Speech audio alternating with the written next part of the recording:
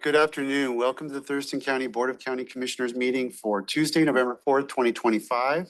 It's 2:03 p.m. My name is Ty Menser, Chair of the Board. To my right is Vice Chair Commissioner Wayne Fournier, Commissioner Carolina Mejia. To my left, Commissioner Emily Klaus, and Commissioner Rachel Grant is participating virtually. Our County Manager, Leonard Hernandez, Assistant County Managers, Joshua Cummings and Jennifer Walker, Clerk of the Board, Amy Davis. We're going to start with the Pledge of Allegiance to be led by Commissioner Mejia. Please join. I pledge allegiance to the flag of the United States of America and to the republic for which it stands, one nation, under God, indivisible, with liberty and justice for all. Thank you. Vice Chair will proceed with land acknowledgement. We'd also like to start today with the land acknowledgement. We would like to acknowledge and thank the Indigenous Salish peoples whose elders and ancestors have lived on and stewarded the lands and waterways of this county with great care, and who continue as sovereign nations today, specifically the Squaxin, Nisqually, and Chehalis people. Truth and acknowledgement are critical to building mutual respect and connect across all barriers of heritage and difference. The purpose of this acknowledgement is to disrupt ongoing erasure of injustices done and to remember history as a stepping stone towards healing. We commit to working together to honor our past and build our future with truth. Thank you, sir. We need to approve the proposed agenda for today. Is there a motion? I move to approve today's agenda for the Tuesday, November 4th, 2025 County Commissioners meeting. Second. Motion and second to approve today's agenda. Any discussion? Call for the vote. All in favor, say aye. Aye. Motion carries. Okay, next up, we are pleased to have a proclamation honoring Native American Heritage Month. And we are going to start by reading the proclamation, and then we're going to take a recess, and we're going to have some words and some additional pieces of the presentation in the atrium lobby. But we'll start by reading the proclamation, Mr. Vice Chair. All right, this is a proclamation of Thurston County for Native American Heritage Month. Whereas the United States of America is home to hundreds of sovereign tribal nations whose histories, languages, and traditions continue to enrich the fabric of our country. And whereas here in Thurston County, we honor and recognize the Confederated Tribes of the Chehalis Reservation, the Nisqually Indian Tribe, and the Squaxin Island Tribe, whose ancestral lands, leadership, and cultural traditions continue to shape our community today. And whereas Native Americans, Alaska Natives, Native Hawaiians, and Indigenous peoples have contributed immeasurably to our shared history through their innovation, resilience, and stewardship of the natural world. And whereas November has been designated as Native American Heritage Month, a time to celebrate the diverse cultures, achievements, and ongoing contributions of Native peoples across the nation. And whereas this month provides an opportunity to reflect upon the injustices and hardships Native communities have faced and continue to face, to recognize their sovereignty and self-determination, and to reaffirm our commitment to building relationships based on respect, partnership, and understanding. And now therefore be it resolved, the Board of County Commissioners hereby proclaims November as Native American Heritage Month and encourages all residents to honor and celebrate the rich heritage of Native peoples, especially our neighbors, the Squaxin, Chehalis, and Nisqually tribes, and to commit to learning from and supporting the vibrant Indigenous cultures that continue to thrive in our regions, adopted on this 4th day of November by the Board of County Commissioners. Great, thank you.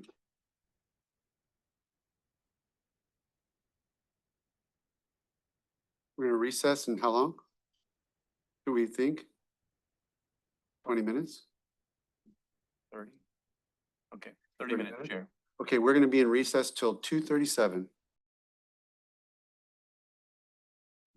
Right, it's 2:44 p.m. and the board is back in session. We really appreciate all the guests for our Native American Heritage Month proclamation and ceremony. So thank you for that. And we're going to move on to public comment related to agenda items. And I have 2 folks signed up. I'll call for anybody that didn't sign up, but starting off is John Pettit, and we'll have Barry Halverson on deck.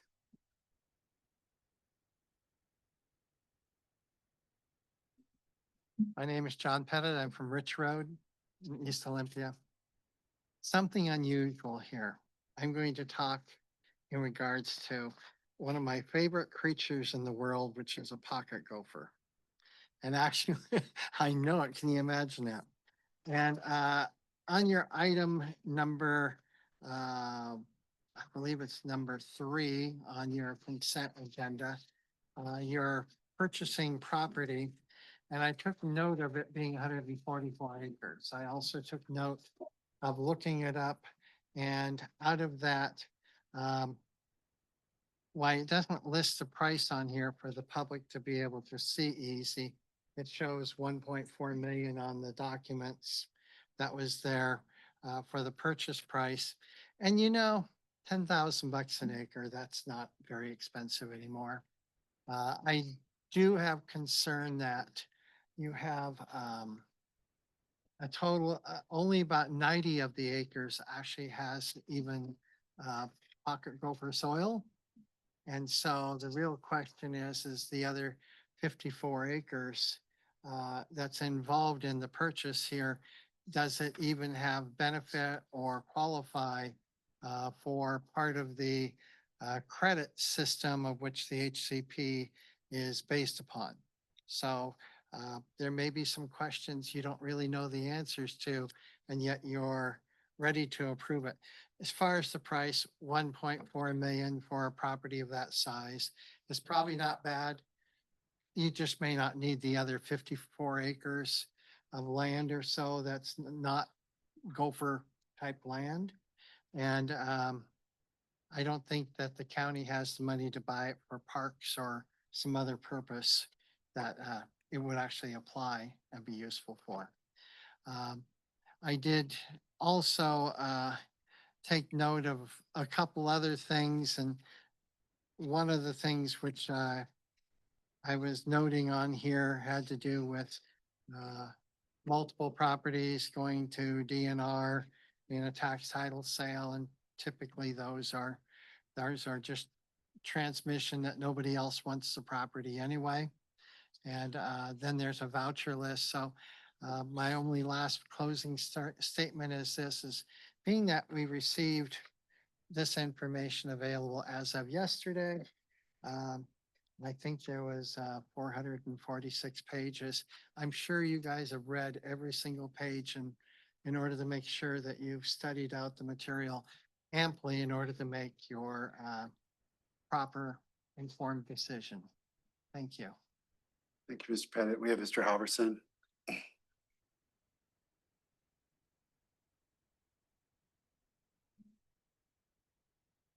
Chair, Commissioners, I am Barry Halverson, the co-chair for the Lake Lawrence Lake Management District. Today, I want to talk to you about your history of supporting LMDs in Thurston County. In May of 1985, the governor of the state signed into law RCW 3661. Karen Frazier, retired senator and then Thurston County Commissioner at that time, was instrumental in getting that legislation passed. Between July 1985 and January 1987, Thurston County authorized the creation of LMD number 1 for Lake Lawrence and LMD number 2 for Patterson Lake. The Lake Lawrence LMD passed by a vote of the members, but Patterson Lake did not. After February 1987, LMD number 3 Long Lake was created and became a lake management district. Summit and St. Clair Lakes became LMDs a few years later, and Patterson Lake made a second effort and also became a lake management district. By 1991, Thurston County had 5 lake management districts, most of any county in the state. This is the legacy your predecessors left you.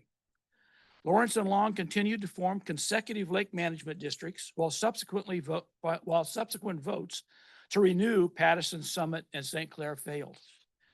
In all, Lake Lawrence has renewed 9 times and is currently in the process of renewing for 35 years to get control of our ever-increasing harmful algal blooms.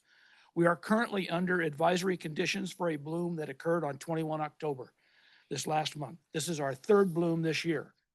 Long has renewed 9 times and just passed their new 20-year LMD last week. Your legacy has been to expand lake management districts and encourage citizen-led efforts to care for our lakes and our environment. After a 35-year period in Thurston County when no new LMDs were formed, you have strengthened the lake management district's ability to manage themselves and create an atmosphere of partnership and responsibility between the lake management districts and county staff. leading to the formation of 2 new LMDs in 2023, Patterson and Offutt Lakes. You have also been supportive of LMD efforts to make needed updates to RCW 3661 through legislative initiatives. We have no initiatives this year, but we're working on it for next year. In 2023, Commissioner Mejia pushed to move Lake Management District from Public Works to Environmental Health. Her instincts were spot on. The decision to put Assistant County Manager Rob Gelder in charge of that transaction was another great decision.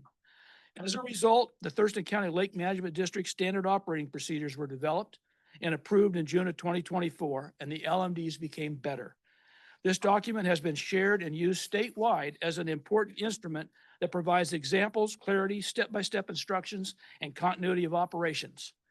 My point is this: Thurston County, from the very beginning, has been the leader in the state for the protection of our lake's water quality, fish, and wildlife habitat, and enhanced recreational opportunities through your unwavering support of lake management districts.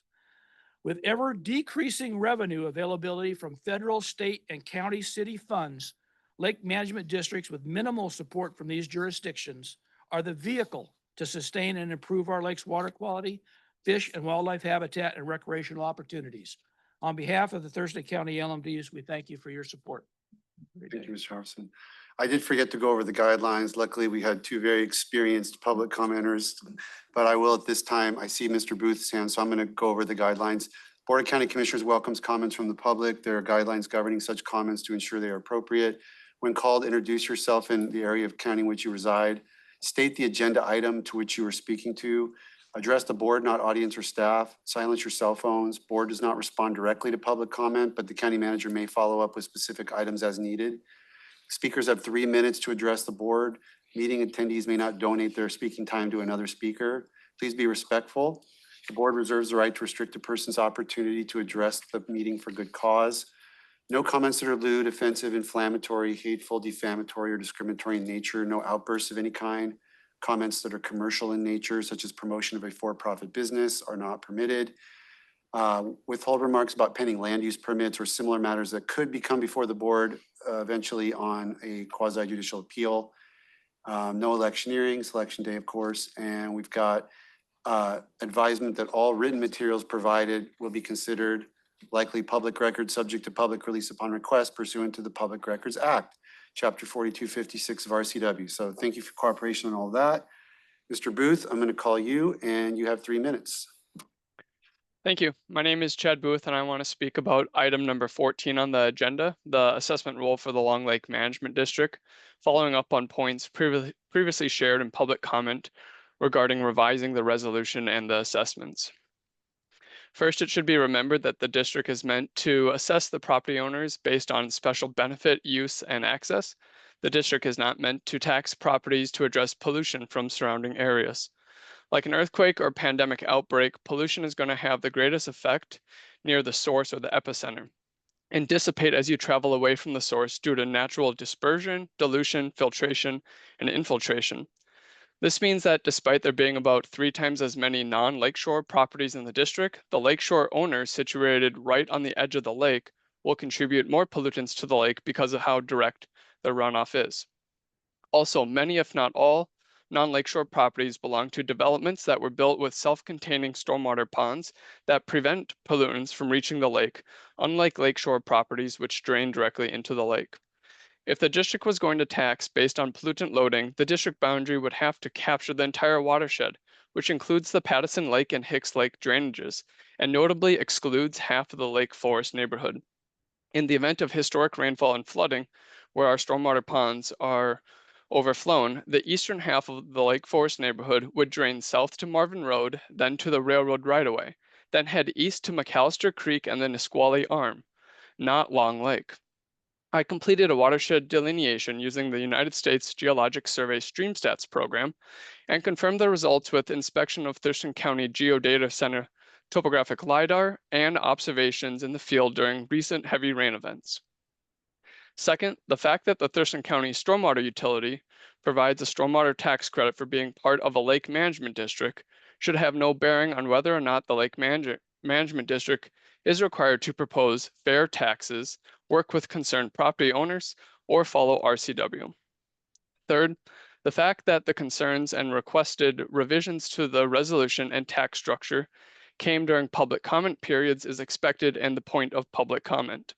If the district and county clearly communicated to affected property owners in a variety of ways, then the concerns and requested revisions may have arisen earlier and feel less inconvenient to the resolution authors.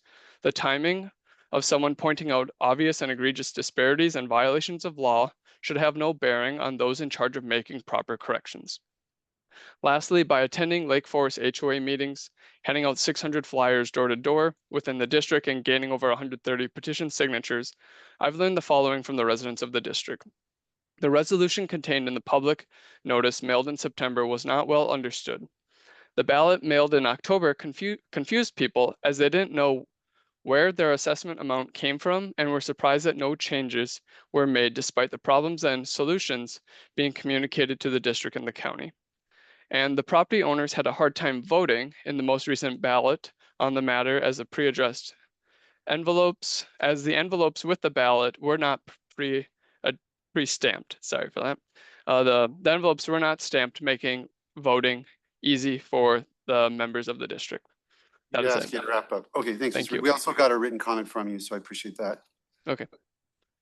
Anyone else that didn't get a chance to sign up for public comment related to an item on today's agenda? Okay, thank you. Then we're gonna move to the next item on the agenda, which is county manager's update. Thank you so much, Chair. I have three updates I wanted to share. First is the ballot processing center. Thurston County opened a state-of-the-art 16,000 square foot ballot processing center in Tumwater on October 22nd. Our Central Services Department and the project team work closely with Department of Homeland Security, Cybersecurity, and Infrastructure Security Agency to incorporate additional security features. For election integrity and transparency of ballot processing, cameras were installed throughout the facility for live streaming to the public, and a public corridor overlooking all operations was worked into the design.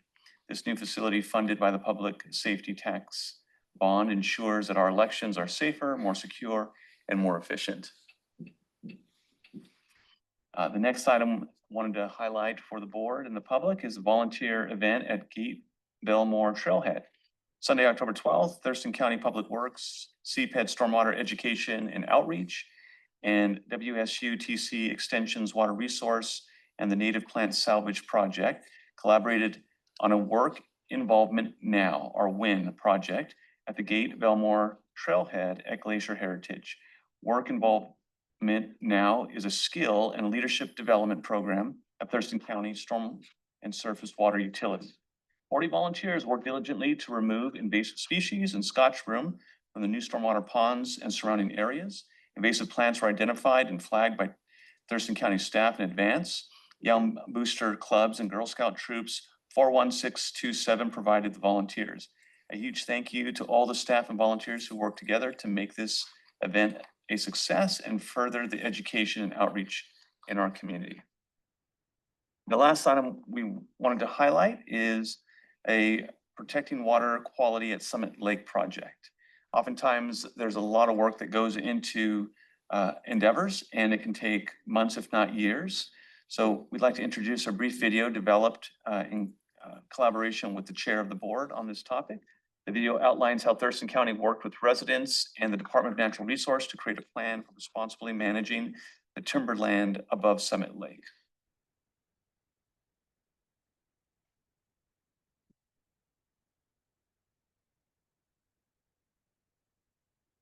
Did you know that Summit Lake is one of the deepest freshwater lakes in our area and the source of drinking water for many of the people who live near it?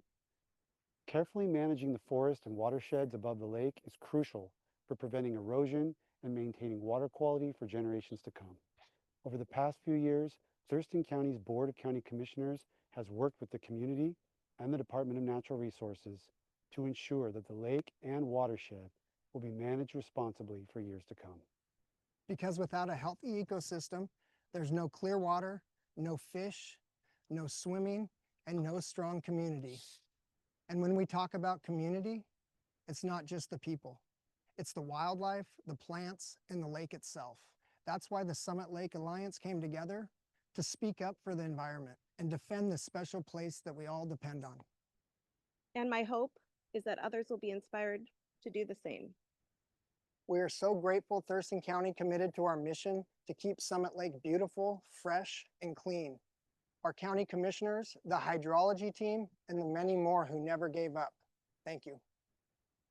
One more example of your county's commitment to working for you. It's your nice school.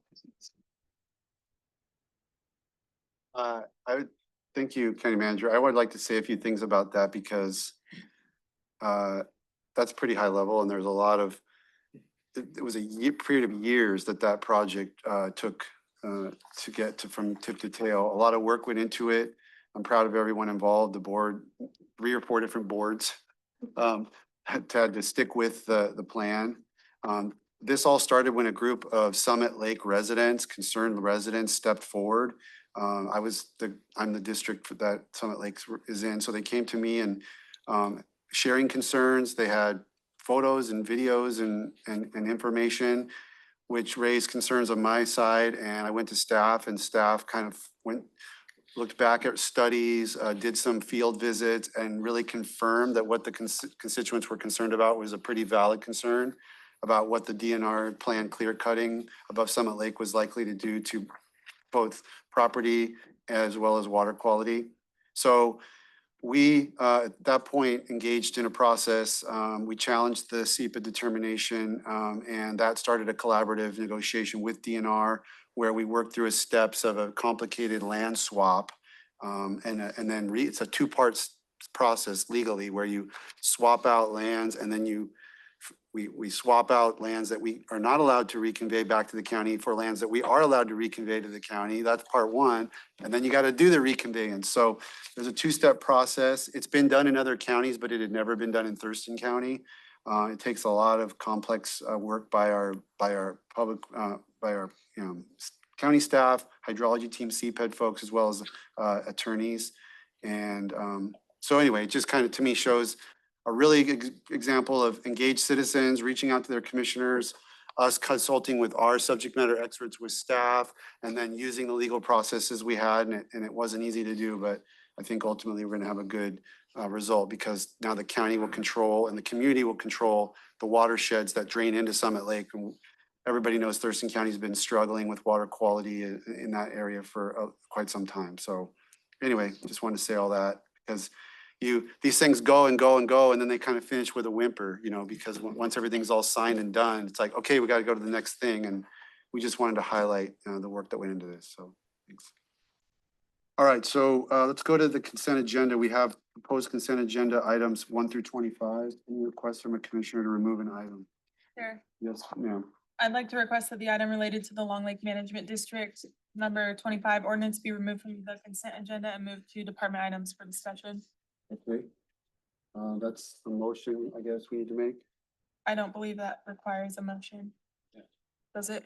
Okay. You have to do it in our work sessions and then 24 hours before a meeting starts, it kind of locks down the agenda so that the public knows what's on here and get a chance to Before anticipate. we do that, Madam Clerk, there's 24 items, 1 through 25. Is that just a typo?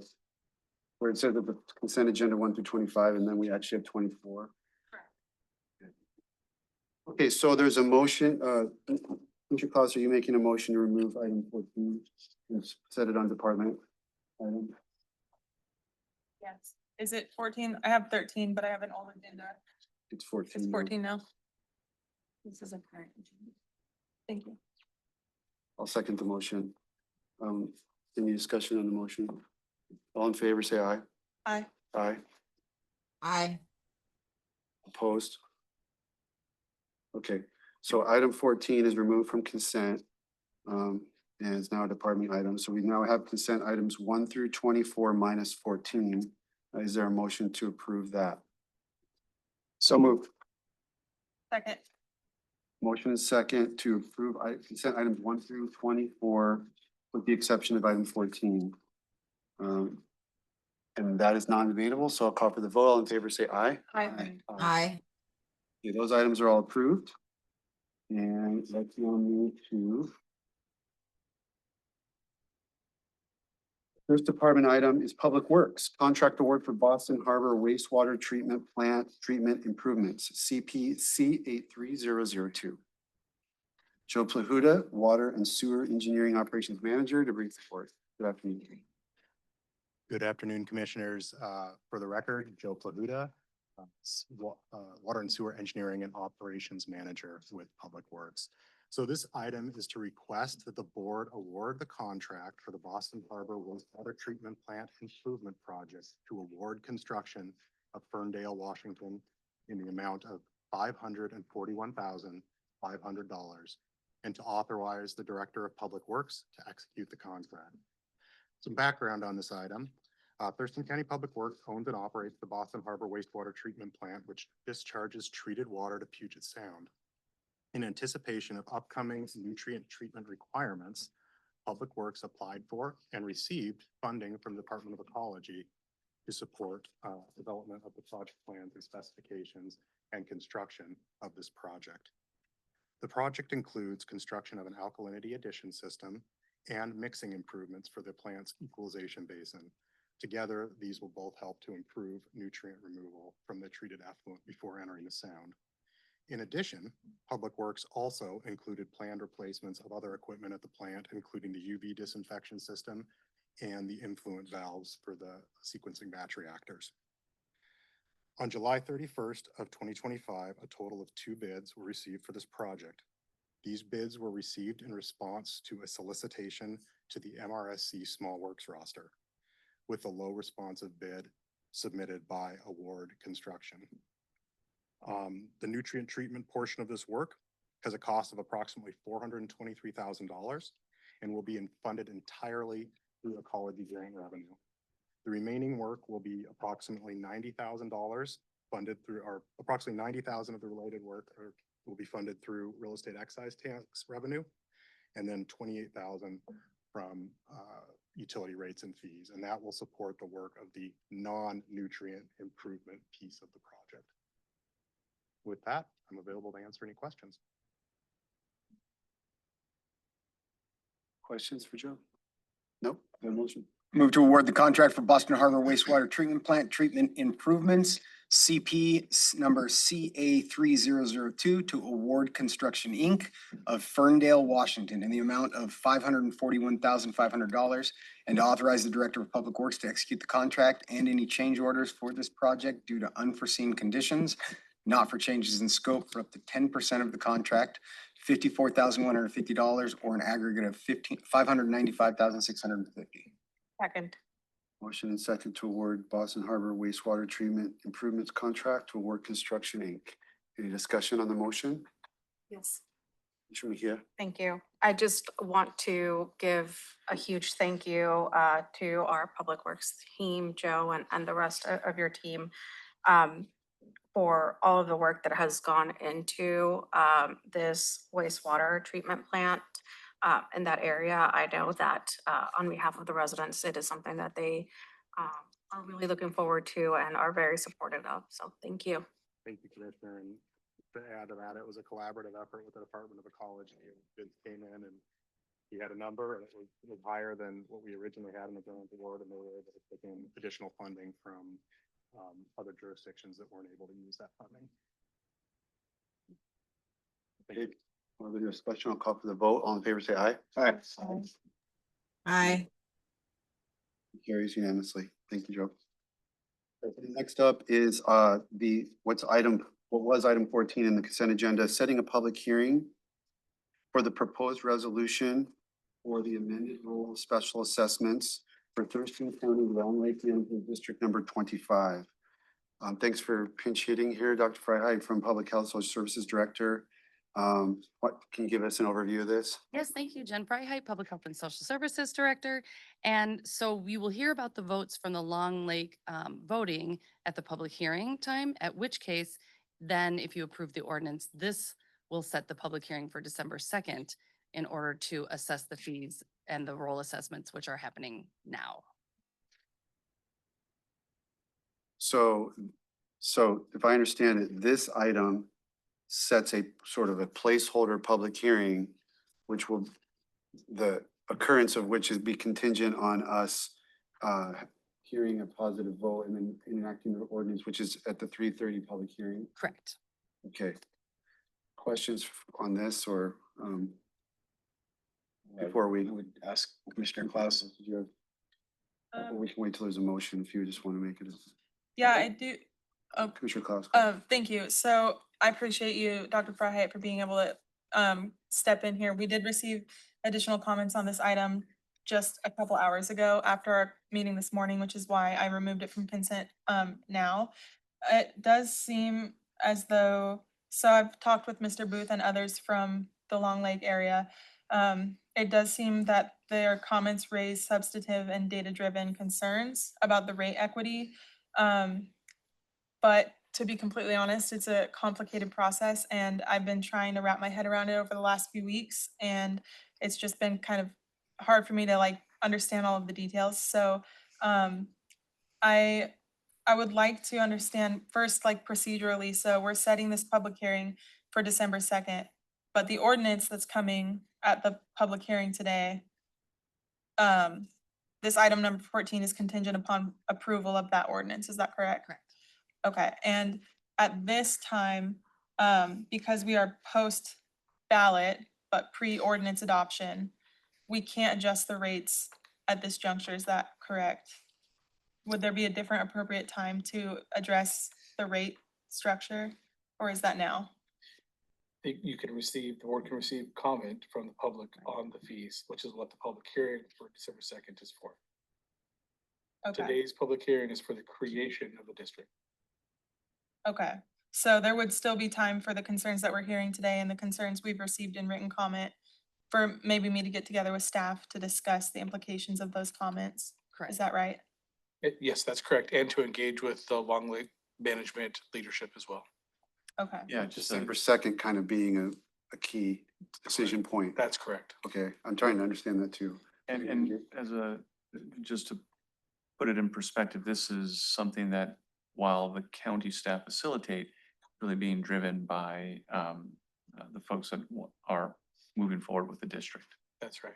So happy to facilitate any need for conversation that you have, Commissioner Klaus. While at the same time respecting the lake management districts as an entity of their own.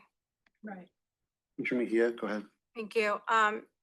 I would also encourage that we bring in our prosecuting attorneys, and I believe I'm looking towards Commissioner Munzer to see if he remembers if it was prosecuting attorney Scott Cushing. We went through kind of a similar situation in terms of the rates and community members feeling it was unfair with Offutt and Pattison Lake. And there were certain guidelines that our prosecuting attorney gave us that were the board could and could not do. And so I think it would be helpful to kind of circle back on those conversations. Yeah, we'll be happy to loop them in as any part of our support to commissioners as they are working through questions from the community. I'll make a motion. I move to set a public hearing for Tuesday, December 2nd, 2025 at 3:30 PM, or as soon as the matter may be heard for the proposed resolution for the amended role of special assessments for Thurston County Lake Management District number 25 for Long Lake pursuant to RCW 36.61.120 and authorize the clerk of the board to adjust the date and time as needed. Second. Okay, motion and second to set this public hearing for December 2nd. Discussion on the motion? I just want to say, or just stress the importance of working within this governance structure that we're establishing. You know, it's almost, there's kind of, in my mind, there's kind of a sovereignty element or like a local government element. And we create this structure to allow for some governance within the Lake Management District. And, you know, I would encourage the public to find ways to engage with their lake management community to help guide these decisions. And that's all I have to say about that. I would agree to a point. I mean, I know Mr. Booth has addressed that and tried to do that, so I applaud him for that. These things can be better determined by the folks that are there versus the Board of County Commissioners that are dealing with so many different things. And on Commissioner Mejia's point, I think you're right. There was discussion because I remember Pattison Lake. drove through, there was a neighborhood that was contesting their inclusion, and I remember taking a trail and sort of assessing with my own eyes, like what was the connection to the lake and were they appropriately included, and we HOA too. stuff. So it would be good to not reinvent the wheel if we've got some answers that could help the board understand. Okay, so that's great. Any other discussion? Call for the vote, on favor say aye. Aye. Aye. Aye. Motion carries. We'll have that public hearing on December 2nd. That's presumably. Okay, so that brings us to the next item, which is item 7, public comment related to general matters. John Pettit, you're first. And I'll call for anyone else after Ms. Pettit. Same advisements apply. Other than that, you don't have to identify what agenda item you're speaking to, because you can speak about anything. Okay. Well, I'm John Pettit. I'm from East Olympia. Actually, I didn't have a whole lot that I was addressing. I know that the budget is still being worked on and being concerned, and hopefully we'll be able to get a copy of it at some point in time. One department that I'm always very concerned about is the coroner's office and the number of FTEs that is within that coroner's office. The commissioners certainly recognize that an increase of population meant a necessity of having an increase in representation. While an increase in population also creates additional people that die. And I think that consideration of perhaps long-term program for the coroner's office is one of the topics which I will probably be addressing some during the budget hearings, along with what I consider to be operational costs. Those are costs that requires the office to do the work that they're required by law, but they are not inclusive of the cost of facilities that they're located in, because the Board of County Commissioners makes that decision for them. It's not part of their choice. And as such, I just do want to make sure that every department is fully funded to do the work they're supposed to do. And my last closing particular portion that I'm going to refer to is also the necessity of maintenance. We in Thurston County have acquired a lot of property. Every piece of property requires maintenance. The 2016 report that came out regarding maintenance on the courthouse suggested 2 to 3% of the value of the property was necessary as part of the budget. And just because you're not using a building doesn't mean that it doesn't still require maintenance. My expertise in real estate tells me we have to maintain it whether we're using it or not. And so part of the budget concerns that I have has to do with also making sure we're maintaining all of the facilities, and also that we are using money from the right bucket. So color of money will come up. Thank you.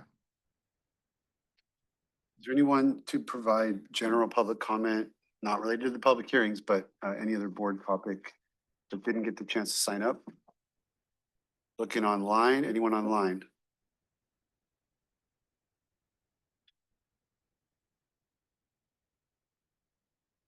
Anyone online who wants to provide public comment on a general board topic? Not necessarily the public hearings that we're going to be doing at 3:30, but okay. Then we'll go to Commissioner Community Reports, Commissioner Klaus. Thank you, Chair. Since the last Board of County Commissioners business meeting, the Regional Housing Council met. We received an update on the Percival Canyon encampment, which I gave a report on last week during our commissioner items as a board. We also did our first review of the Regional Housing Council's legislative priorities, and we will be coming back to this discussion next month. November 12th is our next meeting, and it's the wrap up of this year's strategic planning efforts. So over the course of the year, we've finalized the Regional Housing Council mission, the vision, and the values. And at this point in time, there is a survey out to council members to approve or suggest changes to the definition of the values. And the values that we've come up with are collaboration, accountability, equity, transparency, and responsibility. So we worked through definitions of those values at our last meeting, and we will come back to solidify them on our November 12th meeting. We will also move into a discussion around governance of the Regional Housing Council. And this is a topic that I may bring up with the full board just to kind of get some feedback. So the discussion we'll be moving into is identifying opportunities to share or inform policies, programs, and or processes among RHC jurisdictions on issues where jurisdictions have expressed a desire for the RHC to do so. And so I'll be looking for feedback from my seatmates on what they think that might look like so that I can be prepared for the November 12th Regional Housing Council meeting. The next item I have is the Thurston Climate Mitigation Collaborative Executive Committee meeting. We made adjustments to the interlocal agreement, which we discussed this morning in our first review of the November 12th agenda. So that ILA will be coming forward for approval on November 12th. And as I mentioned to the board in an earlier work session, the ILA adjustments add flexibility and reduce administrative workload on climate staff to allow for more time to implement regional initiatives. One point that stood out to me from our last TCMC meeting was from one of our CAW representatives who mentioned that if we achieve our 2030 goals, calling for a 20% reduction in electrical energy usage for households in residential buildings, we will save residential customers $70 million per year, which averages about $500 per customer. So I thought that was an interesting point to kind of move us towards those goals. The next topic I have is the Growing Agriculture in Thurston County program, which I attended with a couple of my seatmates. I think Commissioner Mincer and Commissioner Mejia were there. Oh, and Commissioner Grant was there as well. So we had speakers from Black River Bluesberry Farm with a representative who works for the Chehalis tribe, the Horse Medicine and River Ranch program through the Nisqually tribe. So we had the Nisqually tribe center administrator there to present on that program. We had representatives from the WSU extension program, and we watched a managed grazing 101 presentation. The goal of this program was to educate county commissioners and staff about agriculture activities in the county, perceived challenges, and give suggestions on how to use grazing as a tool to achieve multiple goals, including biodiversity. I also attended the ballot processing center ribbon cutting, which we saw in the county manager's report. And one of the most exciting things I've done since the last meeting was I attended the jail voter registration event with public defense and the auditor's team. And we went into the jail over the weekend. I joined the auditor's office and public defense to help register what we think may have been a record number of voters at the jail. And for the first time, individuals in the jail had access to the candidate forum videos on the tablets and kiosks, thanks to collaboration with the League of Women Voters, Civil Survival, and the Sheriff's Office. So huge thanks to those groups and to the sheriff and the jail chief Habda to allow me to kind of collaborate on that initiative. The materials that were available provided more information beyond the voters pamphlet, helping individuals who are incarcerated make informed decisions. I'm grateful to all the partners for expanding civic engagement and access to voting for justice-impacted residents, and I'm committed to continuing efforts that ensure community members know that their voices matter and their rights are restored. And that's all I have. Thank you. Thank you, Commissioner Mejia. Thank you. Just in an effort of time, I'll go through mine quickly. The Legal Immigration Services of Olympia launch party. I attended a town hall with Sheriff Sanders in City of Lacey, attended the County Road Administration Board meeting, and also attended the National Association of Hispanic County Officials, where we talked about unpermitted food vendors. Attended the Washington Risk Pool meeting, and I gave my report out on that last week. Attended the BHASO audit meeting with the Secretary of State for the year of 2023. Attended with Commissioner Mincer, District Court Commissioner swearing in. So congratulations to Jake Stillwell. I did an interview with the Seattle Times with Joe Avalos about the Connection Center. Attended the National Association of Counties on a GoFundMe and how local governments are using this tool for local emergencies. So it was very interesting to kind of see how different counties are using that. Did the active service, and a huge shout out to Marcy for putting it together. With the ribbon cutting at the Ballot Processing Center, Federal Issues Committee, attended the Olympia Free Clinic Fall Care Breakfast, as well as the Law Library Board meeting.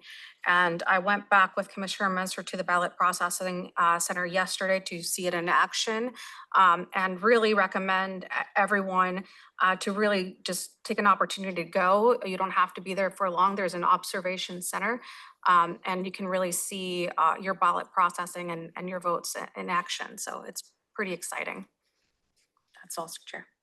Commissioner Vice Chair Fournier. Thank you. Since the last meeting, I attended the EDC Council meeting, Economic Development Council. Big discussion there about kind of the drawdown or the kind of the cooling of federal contracts and access and how that's affecting their staffing model.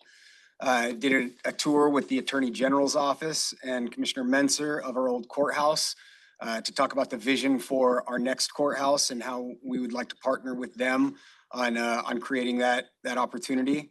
Attended the EMS Council meeting for Medic One, the NACO Rural Affairs Steering Committee. We hosted the local elected officials social, quarterly social. At that, we had Mr. Bob Ayel speak and help us unveil the Billy Frank Jr. statue that we're now hosting at the atrium, as well as heard from Representative Beth Dolio talking about the upcoming legislative session. Attended this meeting with Congresswoman Strickland's office with the Puget Sound jurisdictions. There, of course, was a lot of talk about things going on in the federal system, how that's affecting our local communities. Had a meeting with one of the members of the Fair Board, went and witnessed 2 ongoing murder trials with the prosecuting attorney's office.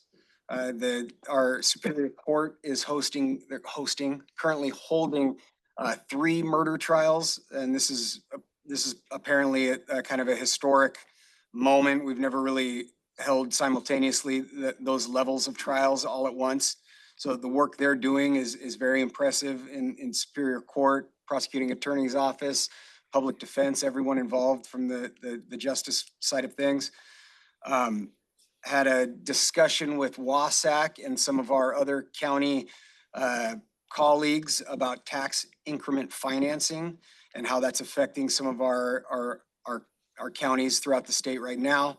And then had a meeting with our new internal auditor and got an opportunity to meet him. Awesome. Thank you. Commissioner Grant.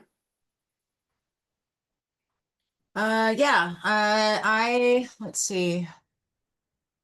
I attended, I had kind of a light week last week. I attended the risk assessment for Thurston Mason BHO audit, the National Association of Counties Healthy Counties Advisory Board meeting.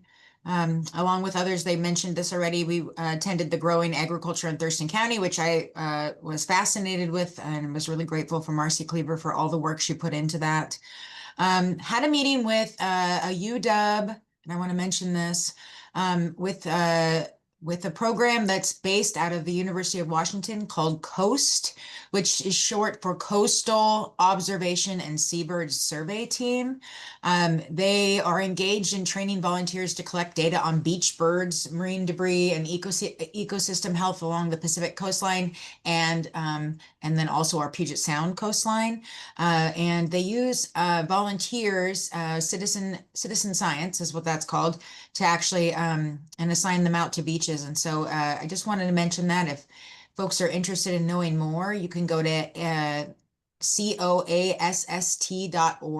coast.org, and learn more about how you can participate in that. And so that was really a great meeting with the leading researcher. Attended the ribbon cutting for the Ballot Processing Center, and then held a Civics 101 workshop out here in Yelm to get some local involvement, and we had a trivia night, and that was my week. I thank you. So we're almost out of time. I hit a lot of the things that my colleagues did, a few things that were unique to my schedule. I attended on behalf of the county, the high-speed rail presentation in Seattle. talking about the high-speed rail project from Vancouver to Portland. That was super interesting, hearing what's going on there. South Sound Developmental Disabilities Forum was a great event, and our public health department was involved in that. Capital Land Trust event, Fall Fest at Lot, and also the state, it sounds like different organizations have had their state auditing. We had our auditors exit interview, and that went very clean and smooth for that. And then interviewed by the King 5 Media regarding the clerk's office budget and State Building Code Council meeting, and those are the unique things. So I echo what my teammate said about thanks to Marcy Cleaver for the agriculture program. It's amazing kind of the things that we can get involved in as commissioners. Grazing, something I didn't know much about, but she recommended we listen to all these different podcasts. And so I've been going down rabbit holes of grazing policy podcasts, and it's really, really interesting stuff. So I'd like to thank her for putting that on all of our radar screens. Okay, so with that, we are going to adjourn the Board of County Commissioners meeting. We have 3 public hearings set, and it's time for them, so we'll go right to them. First up is sanitary landfill operations. So let me pull that forward.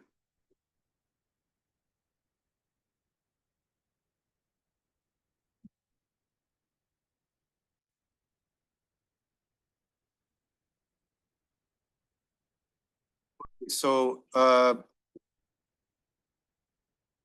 you need to start any new Zoom or anything?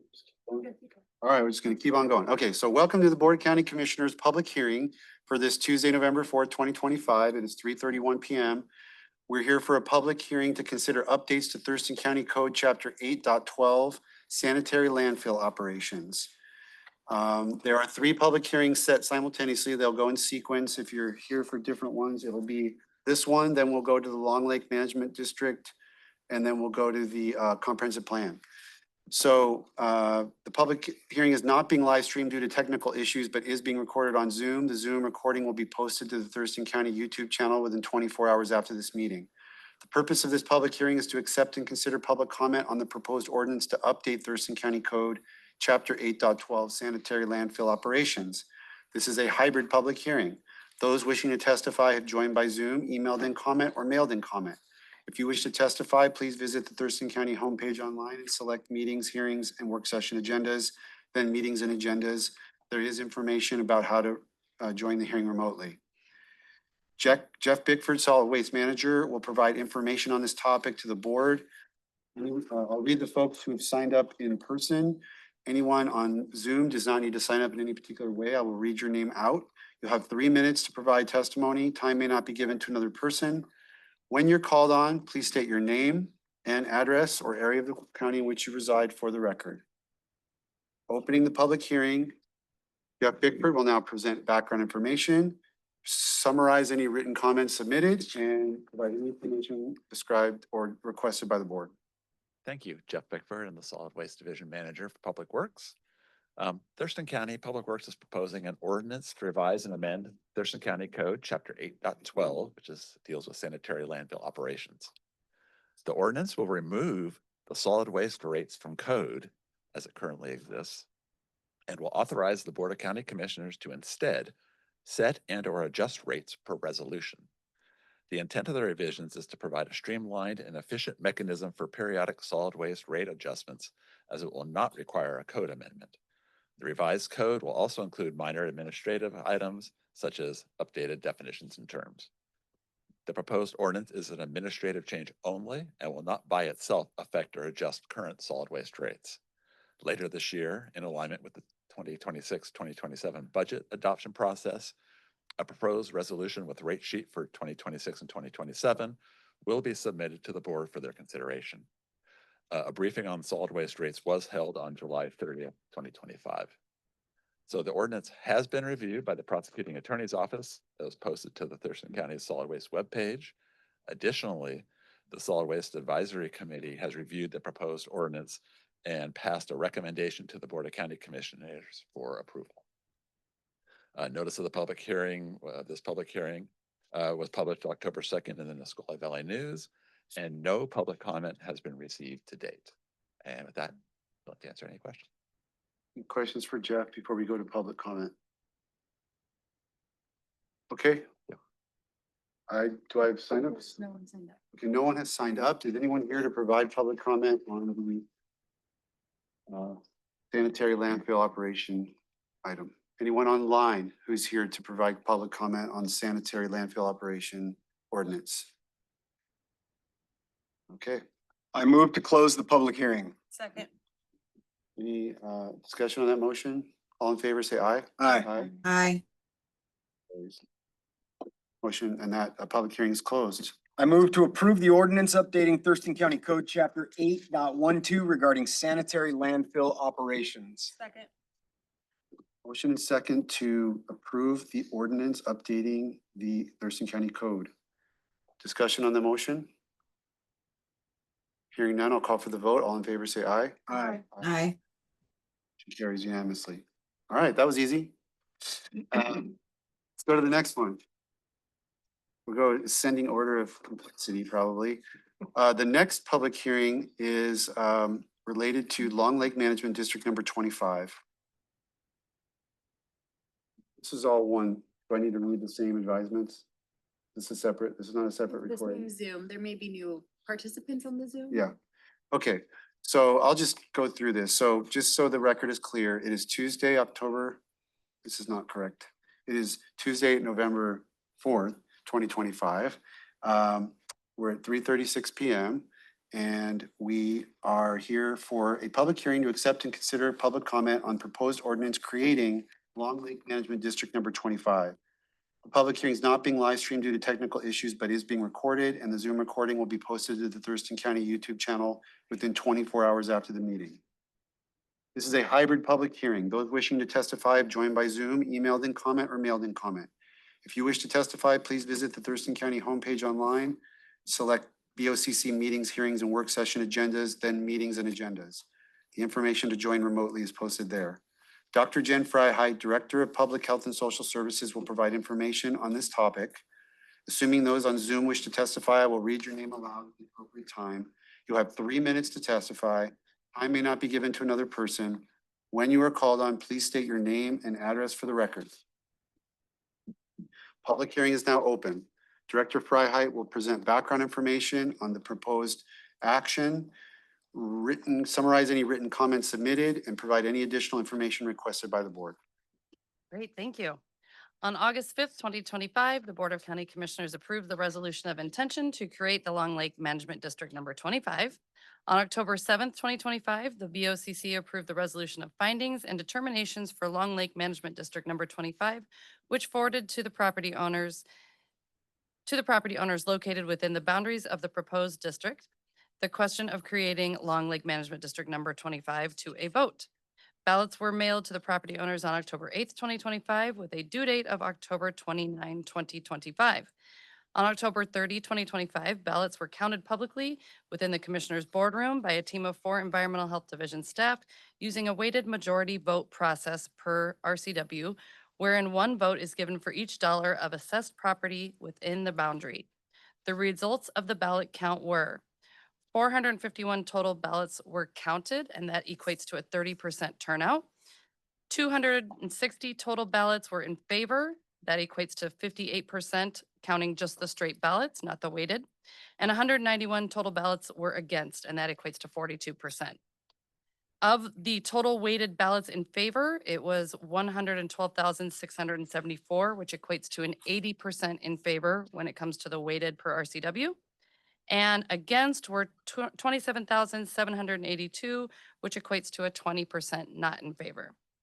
The next step in the process is to conduct a public hearing for the draft ordinance that creates LMD number 25. If the ordinance is passed, the BOCC will call for a public hearing on December 2, 2025, where they will hear public comments on the final draft roll of assessment for LMD number 25. Questions for Dr. Freiheit? On the balloting, counting, et cetera. Okay, thank you. All right, thank you. Do we have any signups, Madam Clerk? Okay, is anyone here to provide public comment in the boardroom on the formation of Long Lake Management District number 25?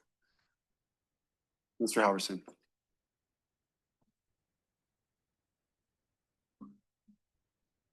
Chair, Commissioners, my name is Barry Halverson. I'm with the Lake Lawrence Long Lake Management District. I'm also one of the Thurston County Lake Management District Leadership Team and the Washington State LMD Coordinator. I'm here to talk about something that I heard during testimony previously. No stamps have ever been put on a ballot for a lake management district in 40 years. There was a comment made that there were no stamps on the ballot. There's no requirement in the RCW to do that. Therefore, it's never been done, and it shouldn't be done. For Long Lake, that would be an additional expense of over $1,000 to put first-class stamps on a ballot, with only about, 20-some% being returned. The other thing is the commission, the Board of County Commissioners has no discretion on the ordinance. You can't not approve the ordinance unless it's considered to be legally inefficient. You found that out with Offutt Lakes Lake Management District ordinance 2 years ago. So I just want to point that out. What you do have discretion on is a Board of Equalization or the equivalent when it goes to roll of rates, which is the public hearing that has been suggested for December 2nd. That is when you as a Board of County Commissioners have some discretion in taking a look at the roll of rates that a LMD steering committee has determined to be appropriate. The steering committee, as was mentioned earlier, has the authority to set those rolls and rates as long as the individual properties are within the boundaries of the Lake Management District. And in every case that I've heard so far, and I've been to all these meetings, every home that's in the Lake Management District has been provided a copy of the public hearing notification and has been assessed appropriately. The one property that was mentioned with the access being limited because they have to pay a $10,000 fee. That situation is problematic in that the Lake Management District could actually charge that property owner that owns that property access an LMD fee in excess of what normal property, shoreline property owners would have because he's selling access to that location. Whether or not the upland properties, those lake owners, those homeowners in that upland properties pay a fee or not is irrelevant. The property owner that owns that property can be made to pay a fee like any community park. Most of our community HOAs do not pay a fee. There are zero fees for a lake management, for a HOA community park. Why? Because the upland property owners that are members of that HOA pay the fee. All of them are called upland properties. They all have access to that park. They're the ones that pay the fee. So the HOA itself does not pay that fee. Okay, my time is up. I just wanted to point those things out for the board. And obviously, if your staff have any questions, I'll be available. Thank you. Thank you. Anyone else in the boardroom? We'll go online. Anyone online who wishes to provide? Mr. Booth, are you? Go ahead. You will call. You're in my upper left corner. So go ahead. You have 3 minutes, sir. Thank you. My name's Chad Booth. I live in the Lake Forest neighborhood, and I've met with county commissioners and LLMD steering committee members one-on-one and attended the ballot count last week in efforts to revise the resolution. Since first hearing about the district in September when the county mailed a public notice, I nominated myself for the vacant Lake Forest Steering Committee seat and attended a steering committee meeting to clearly articulate the problems with the proposed tax structure and to share my solutions. Since the last public hearing, I sent my proposed solutions to the steering committee for their review and consideration, asked if they had any questions about my solutions, and offered to draft amended resolution language. The steering committee had no questions, declined my offers for assistance, and subsequently voted no on all my solutions. This isn't surprising because the steering committee is controlled by lakeshore owners that would have their property taxes increased if the tax structure was amended to be fair. It also isn't surprising that the ballot measure passed because lakeshore owners who stand to benefit the most from a managed lake control a vast majority of the votes. The belief that the district would work with the concerned property owners brought up in the last public hearing did not completely occur, which is why I'm continuing to call upon you for fair taxation in accordance with RCW. I estimate Herring Park in the Lake Forest neighborhood has 24 boater days and 100 swimmer days per year. which is trivial compared to the 2,000 boater days and 66,000 swimmer days at the City of Lacey Park, and the 19,000 boater days and the 8,000 swimmer days at the state boat launch across the lake.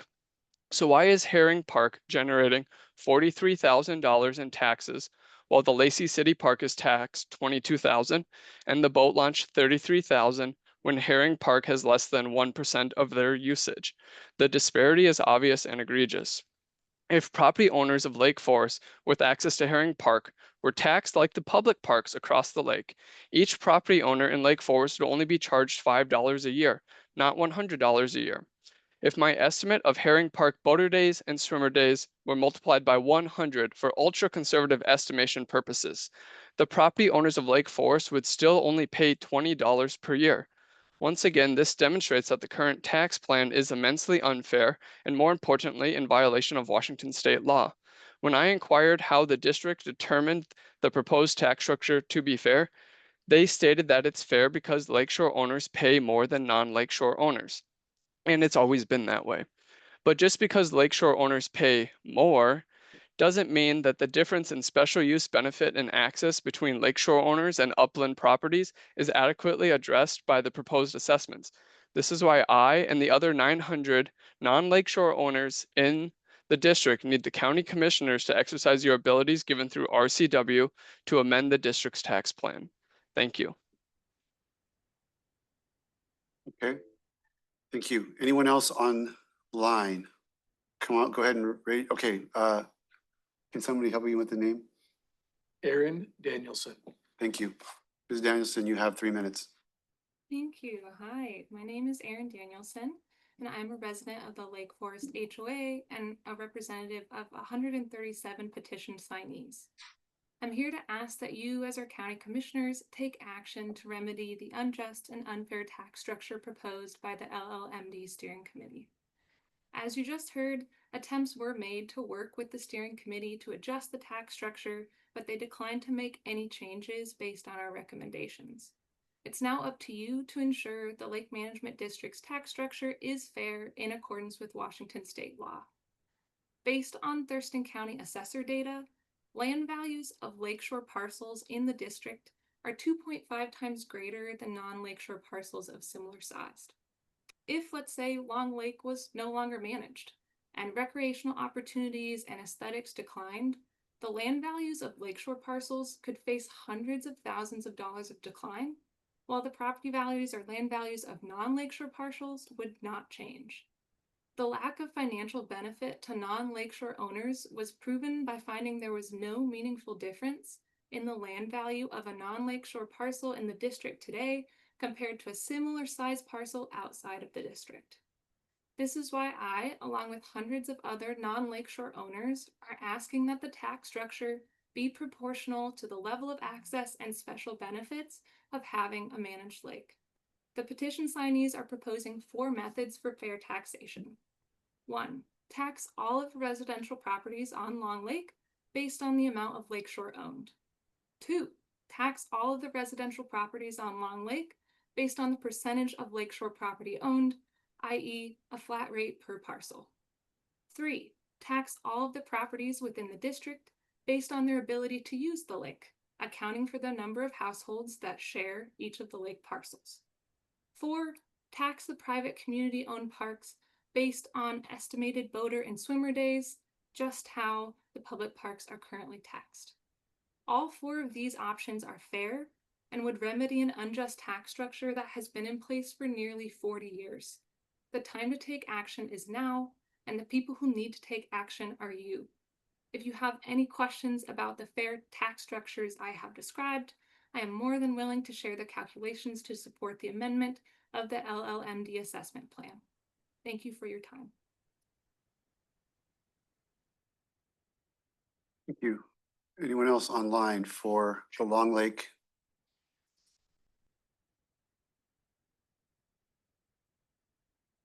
Looking for any other hands, anyone coming off mute? Okay, I assume everyone else is here for the next public hearing or to observe. Okay, very good. Any discussion from the board at this point before we close the public hearing? Is there a motion to close the public hearing? Is I move to close the public hearing. there a second? Second. Motion is second to close the public hearing. All in favor, say aye. Aye. Aye. Aye. Motion carries. Abstain. And we have a motion, we have a potential action to approve the ordinance creating the Lake Management District. I move to approve the ordinance creating the Long Lake Management District number 25. Second.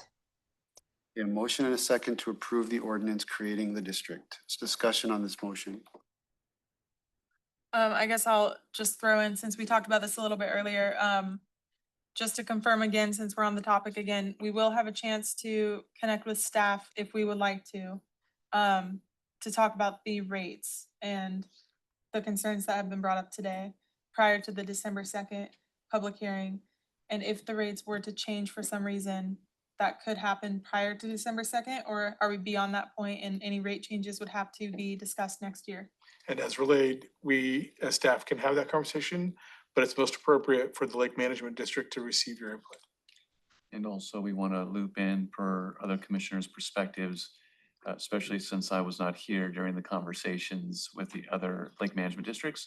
Our prosecuting attorney's office to help provide some legal guidance as to what we can and cannot interject. But we'll round all that up for you, Commissioner Klaus, and have that conversation, bring you into that work group.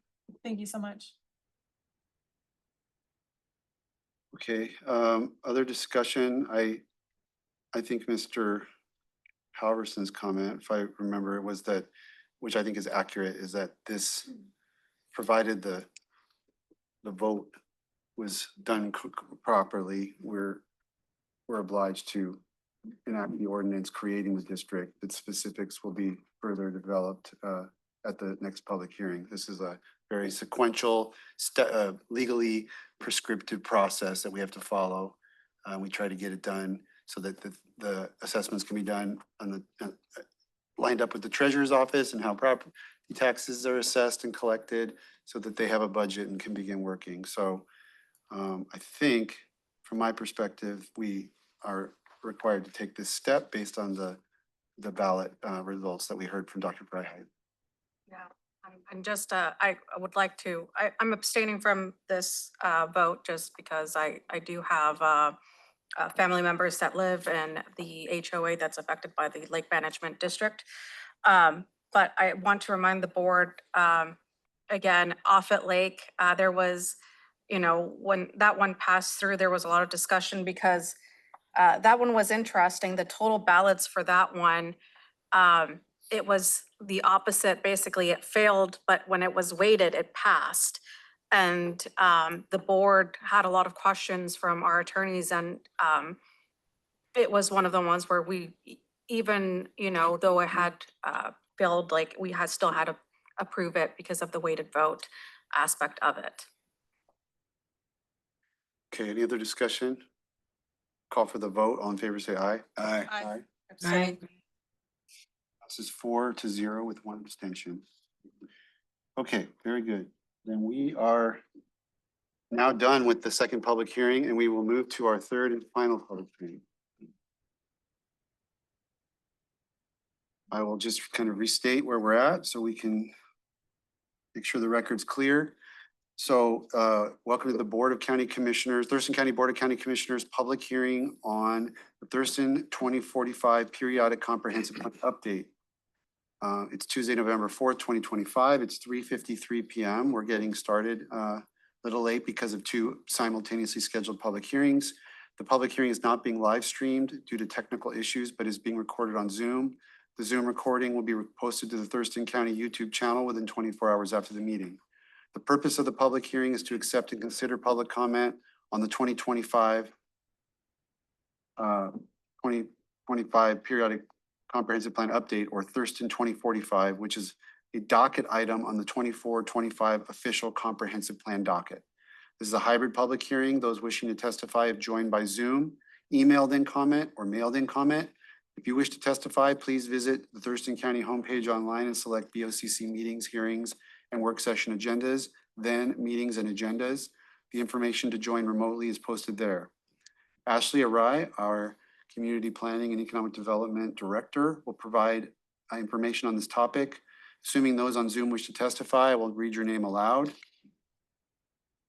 You'll have 3 minutes to testify. Time may not be given to another speaker. When you are called on, please state your name and area of the county in which you reside for the record. We're opening the public hearing, and Ashley will provide background information on the proposed item, summarize any written comments submitted, although we've had a whole series of work sessions doing that, but and then provide any additional information requested by the board. So Ashley, the floor is yours. Thank you. Good afternoon, commissioners. I do want to take a moment to thank everyone who helped bring Thurston 2045 to this point, our planning commission, and a few of them are in the audience, the CPED team, and especially the community members who've shared their time, ideas, and vision. I do want to let you know that your input has been essential in shaping the plan for Thurston County's future.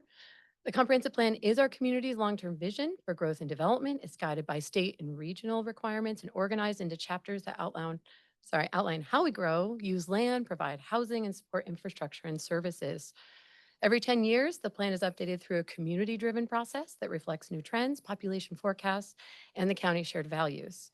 Since 2022, so we're about 2.5 years in, the CPED team has hosted over 60 community engagement opportunities. We've tried to meet people where they are at local events, community group meetings, open houses, through online surveys and virtual open houses. We've also worked closely with staff from the Squaxin Island, Nisqually, and Chehalis tribes, and coordinated with state agencies, community and conservation partners to make sure their perspectives are reflected in the plan. As I mentioned, it has been under review since 2022, and over that time, the Planning Commission held more than 40 work sessions and 2 public hearings, and the board has since reviewed the plan through 8 briefings between July and October.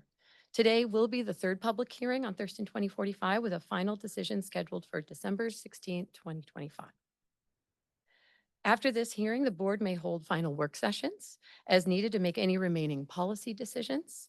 And based on that direction, the plan will be finalized and brought forward to the board on December 16th or a date thereafter you're choosing. And at that point, we do have a packed room, so I want to make sure folks get a chance to share their comments. Okay, any questions for Ashley before we jump into it?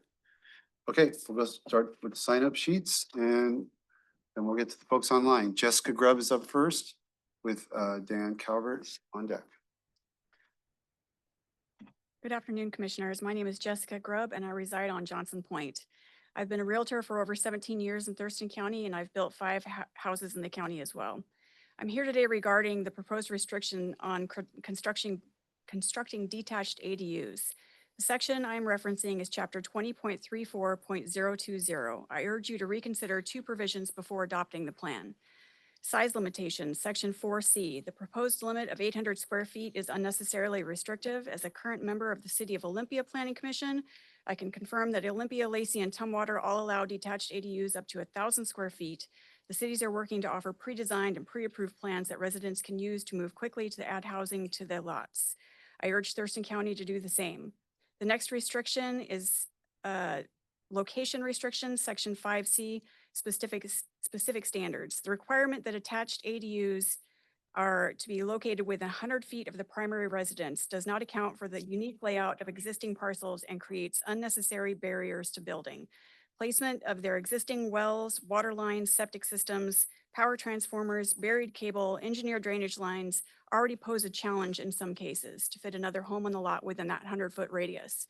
Property owners should be allowed to build where it makes most sense on their lot, provided that they are outside of any critical areas, stay within the hard surface limits, and comply with standard setbacks requirements. If landowners are abiding by these 3 restrictions, it's not placing any more of an environmental impact on that lot to place the ADU where they want it, not where the county is telling them they have to have it. Adding the 100-foot restriction will force property owners into the costly and time-consuming reasonable use exception. This additional barrier is unfair to the property owners and counterproductive to the goal of adding more housing. Many landowners would not see this process as feasible and would just not build. Almost all RUEs are approved, but it takes years and thousands of dollars to get there. The only way to address the housing shortage and affordability is increasing the available inventory, both in rentals and owned properties. When landowners are willing to add housing on their property, we should be encouraging, not restricting them from doing so. 70% of the land parcels in our county have some sort of critical area restriction. This line of code seems to be written for the elusive perfect property that is few and far between in our county.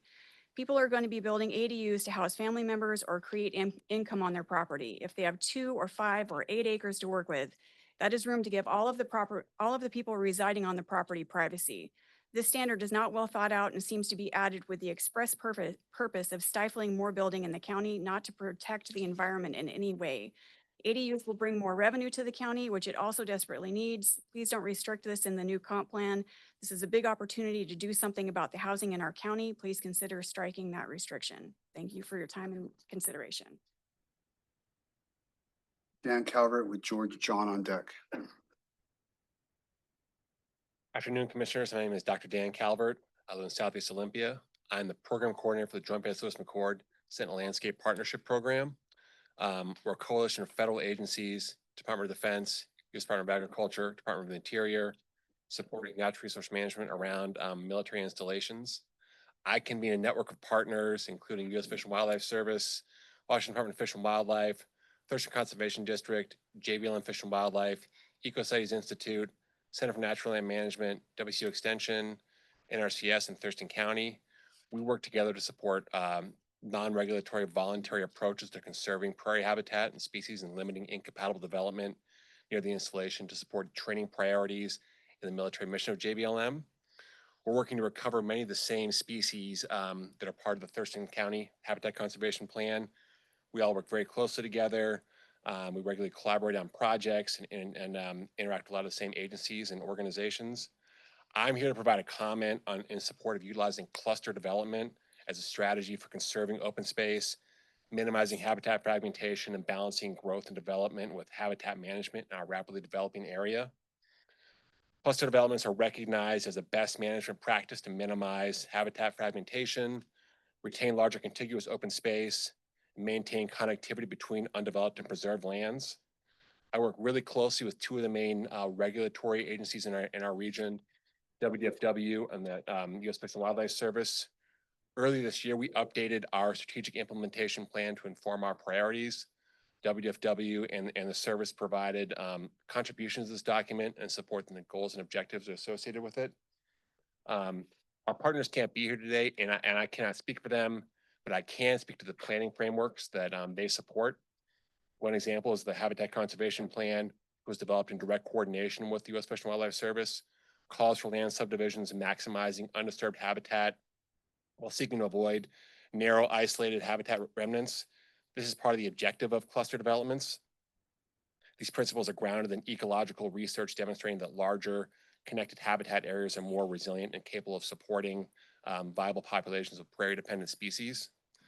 So the goals and strategies and actions in our implementation plan that we developed with the Sentinel Landscape Program aligns with the goals and objectives of cluster development.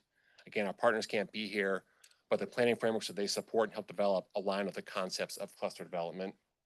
I think we need more dynamic and innovative tools in our toolbox to achieve conservation objectives in our rapidly developing and highly fragmented landscape. Cluster development is a good example of that. Hopefully it's a tool for the county to be able to use. Thank you. Thank you. George John with Mary Ann Tompkins on deck.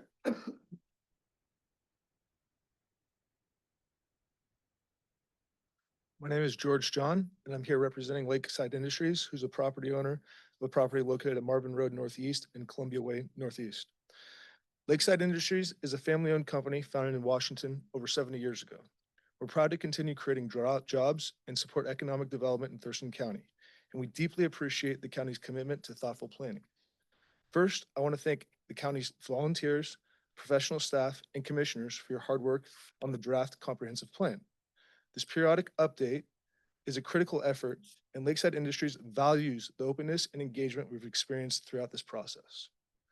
Lakeside Industries owns a 40-acre property just outside the urban growth area boundary at Marvin Road Northeast and Columbia Way Northeast.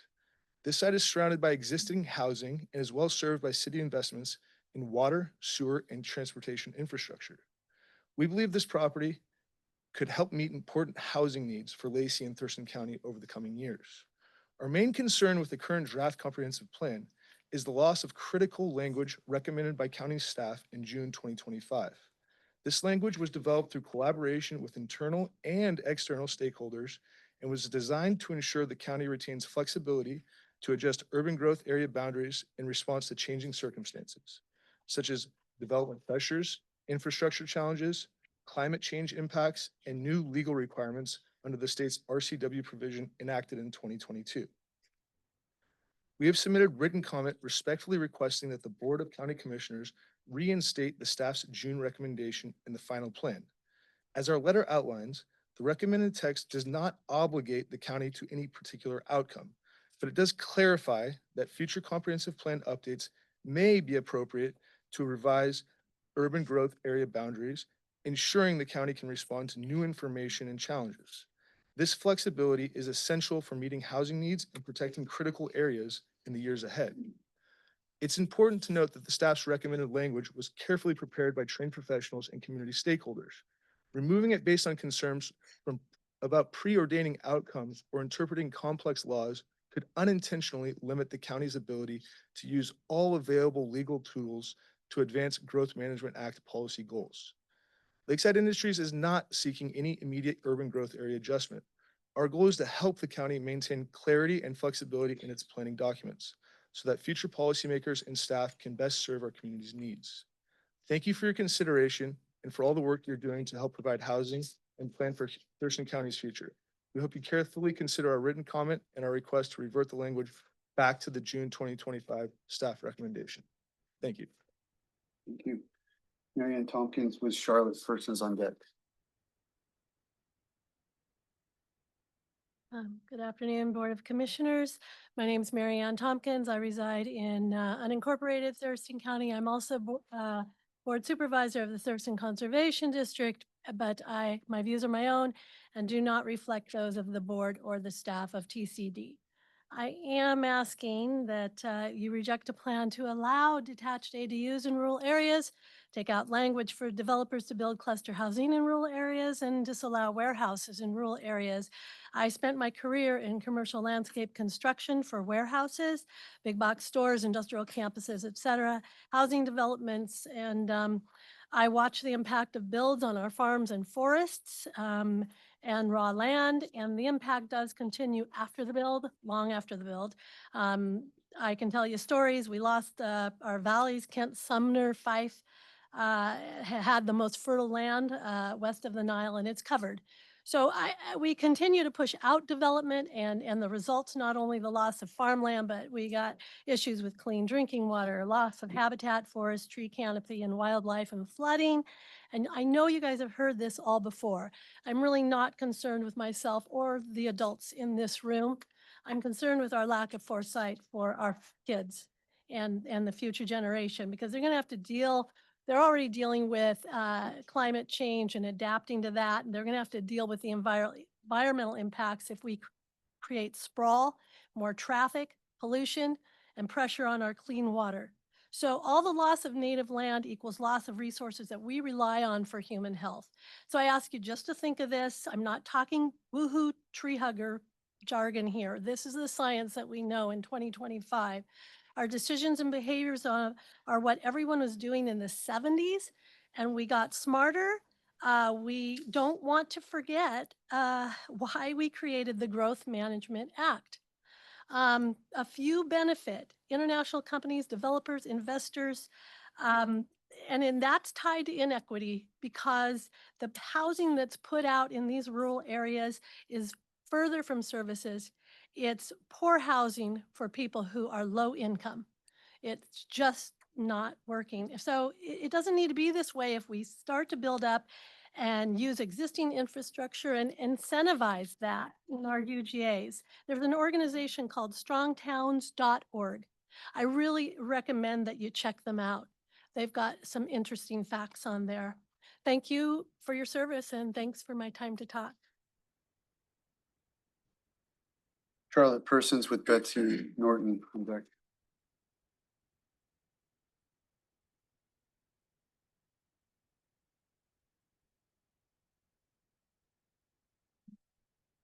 Hi, I'm Charlotte Persons. I live in Northeast Olympia.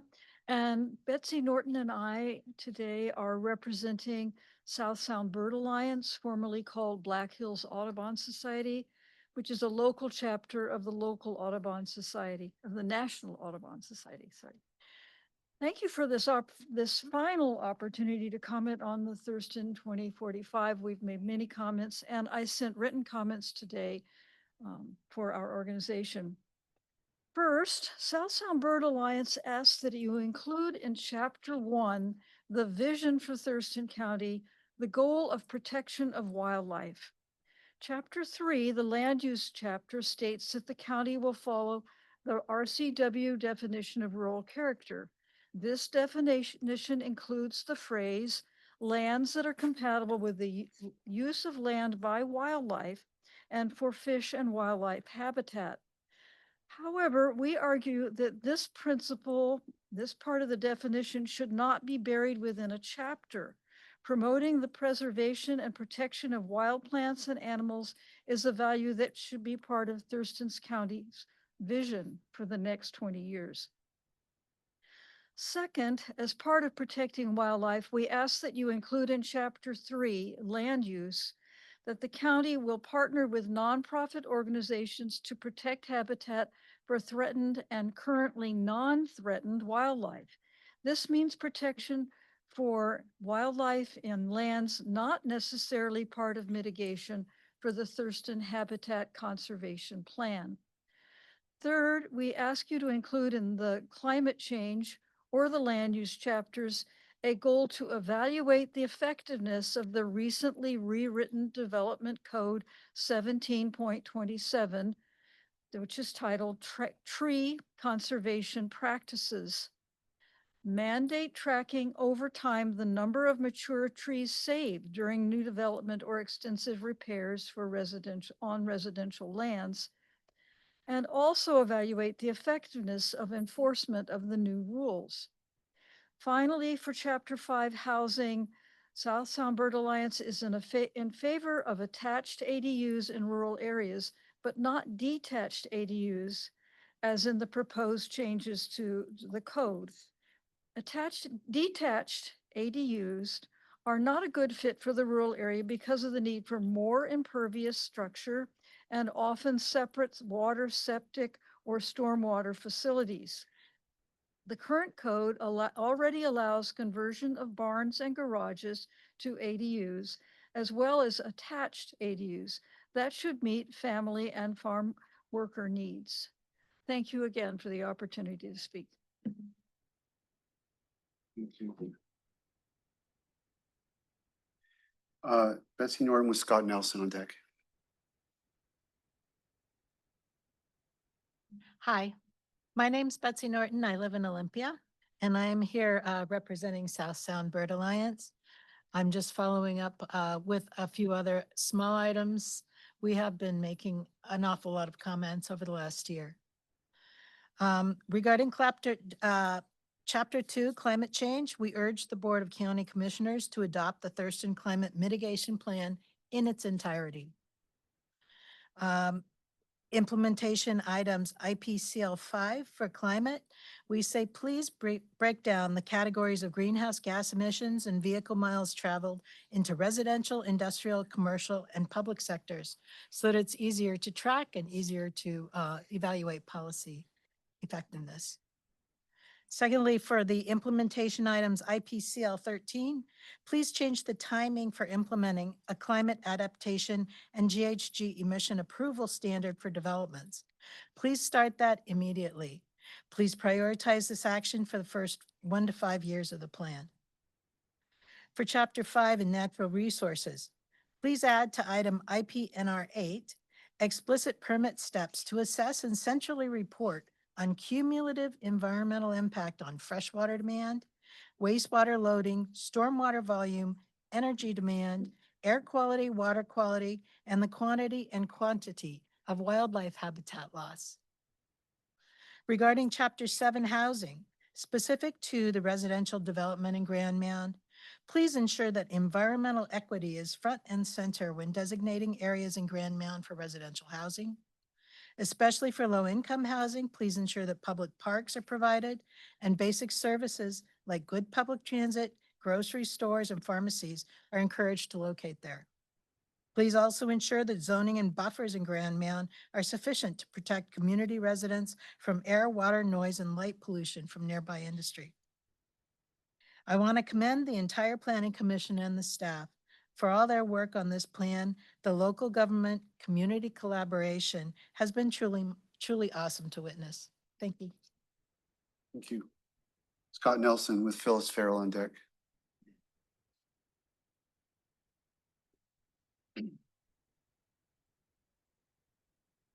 Hello, Commissioners. For those of you that don't know me, my name is Scott Nelson. I'm a fifth generation person from Tenino, and I've been farming in Thurston County almost my entire life. I also have served on the Planning Commission since 2006. I have a lot of concerns about this comprehensive plan update. Unfortunately, I was not at the meeting and able to vote. Number one, I am concerned about the emphasis that the Planning Commission put on climate change while ignoring many other goals. There are 15 goals of the Growth Management Act, and for so much of this plan to be focused on one is a problem. Secondly, natural resources. Since I've been coming to to county meetings, agriculture has always been a big thing. But I think it gets neglected time and time again.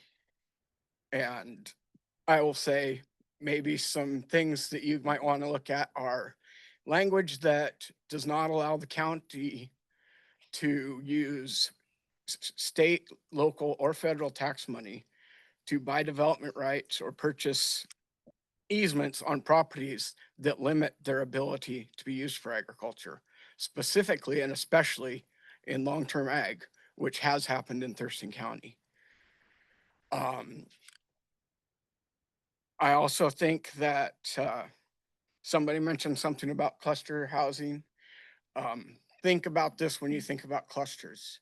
Long-term ag, if you have 100 acres and that gets sold off and developed into 5 20-acre parcels, is that really going to be better for agriculture in Thurston County than if you divide it into, say, 6 to 10 smaller parcels and leave in 50 or acre or larger resource parcel to continue the agriculture? Also, with the climate change, I would ask you to go through and remove references to regenerative agriculture and change that to best management practices. Regenerative agriculture is a new term. I believe it's probably a fad term. We won't know for a long time, but some of the regenerative stuff doesn't work in this area, and there's really no specific definition for regenerative ag. So it's kind of all up in the air and hard to see. So, and I'm out of time, so thank you. Before you go, Scott, was I to understand that you supported cluster developments? Yes. Okay, that's what I thought. Just want to make sure. Okay, let's go to Phyllis Farrell with Rita Robeson on deck. Greetings, Commissioners. My name is Phyllis Farrell. I live in unincorporated Thurston County. Thank you for the opportunity to speak on the Thurston 2045 comp plan. Please allow only attached ADUs in the rural areas. Attached ADUs are useful for providing affordable housing for family members and/or hired help. They utilize infrastructure already in place, minimizing the environmental impact and reduce impacts on agriculture, conservation lands, and rural character. If the proposal of detached ADUs were to be approved, there would be an expansion of impermeable surfaces, additional utility hookups, and loss of rural farmland and character. This could open the door to an increase in high-end rental properties, not affordable housing, especially in shoreline areas with adverse environmental impacts. Detached ADUs jeopardize the goal of a limit of 5% growth in their rural areas. Detached ADUs should be limited to the cities and UGAs. Do not approve the development code 20.34.020 change to allow detached ADUs in the rural area. Cluster development should be encouraged in the UGAs, but not allowed in the rural areas due to impacts on water availability, the requirements for services, and transportation impacts. Again, cluster developments in the rural areas would exceed that 5% goal of rural housing growth. And on another matter, please modify the development code 20.29.020 to restrict permitted uses in rural residential industrial zone to commercial enterprises supporting agriculture and forestry as recommended by the Planning Commission. Keep warehouses and unrelated commercial activities in the UGAs. Thank you. Thank you. Rita Robeson with Diane King on deck.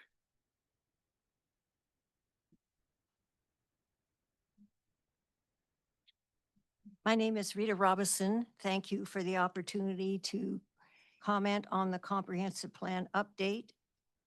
Thurston County has a history of not adequately protecting rural areas and conserving resource lands, including agreeing to urban growth areas that are too big. There are some positives to reverse these trends in this year's comprehensive plan update.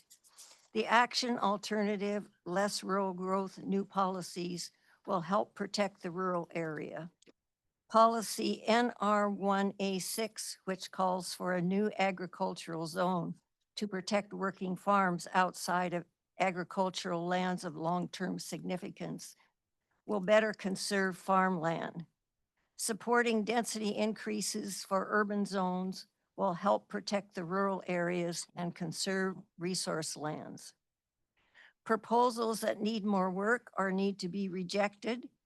The Rural Resource Industrial Comprehensive Plan designation doesn't comply with the Growth Management Act and needs to be brought into compliance with state law. The Land Use and Natural Resource Lands chapter need to designate existing farmlands for agriculture, and related zoning needs to be adopted. In addition, soils of statewide significance should be used to designate agricultural lands of long-term significance. Please oppose the proposal that will increase rural densities, as they will increase rural growth. For example, vote no on Development Code Proposal 2030A060, density bonus for rural residential resource 1/5 conservation subdivision. The proposal allows the creation of subdivisions with urban densities. For example, 12 homes squeezed into 2 acres. That's urban density, not rural. Vote no on the proposal to allow detached ADUs in rural areas. This doubles the density of the rural areas. Thank you. Okay. Next is Diane King with Elizabeth Nagney on deck.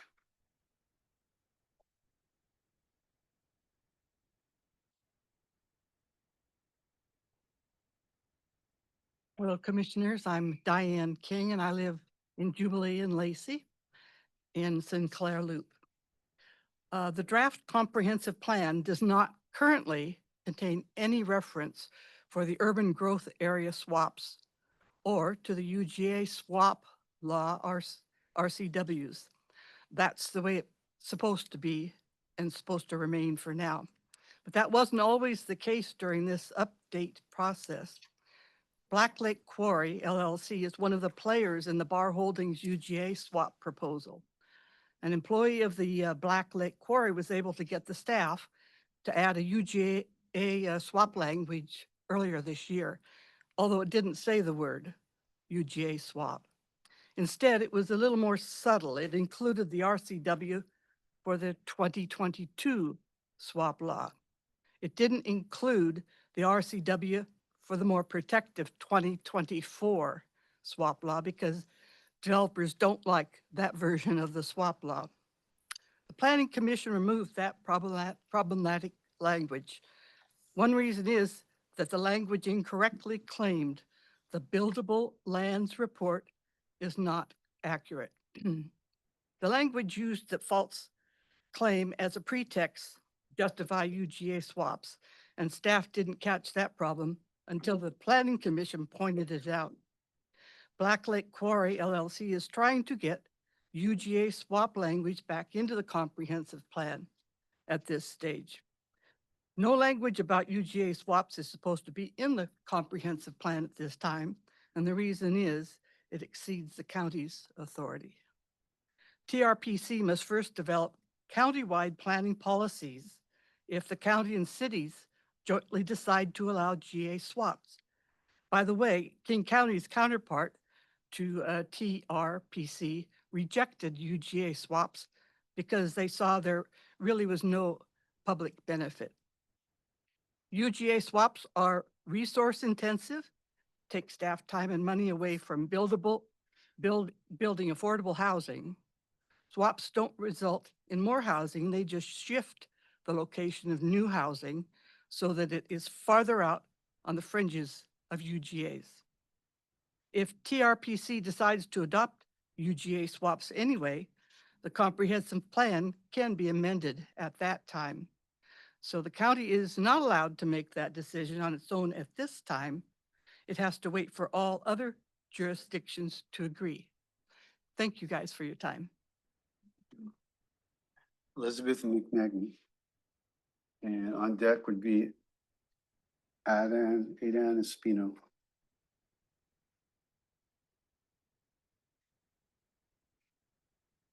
Good afternoon. My name is Elizabeth McNagny and I live in unincorporated Thurston County. I'm here to ask you to reject an effort to increase rural housing through the cluster housing and detached accessory dwelling units provisions. Please reject those additions to the comprehensive plan. I would note that the cluster housing addition to the plan draft was made at the midnight hour with no planning commission oversight or public awareness. Such a huge policy issue needs to be a docket item on its own to receive adequate review. We need to have a redline version that the planning commission and public can dig into and debate. As for attached ADUs, a few years back, the county decided to allow attached ADUs in rural areas. People at that time said it was not good because it was a slippery slope. And here we are with another slide down that slope. We don't need detached ADUs. People can already convert garages, workshops into living units.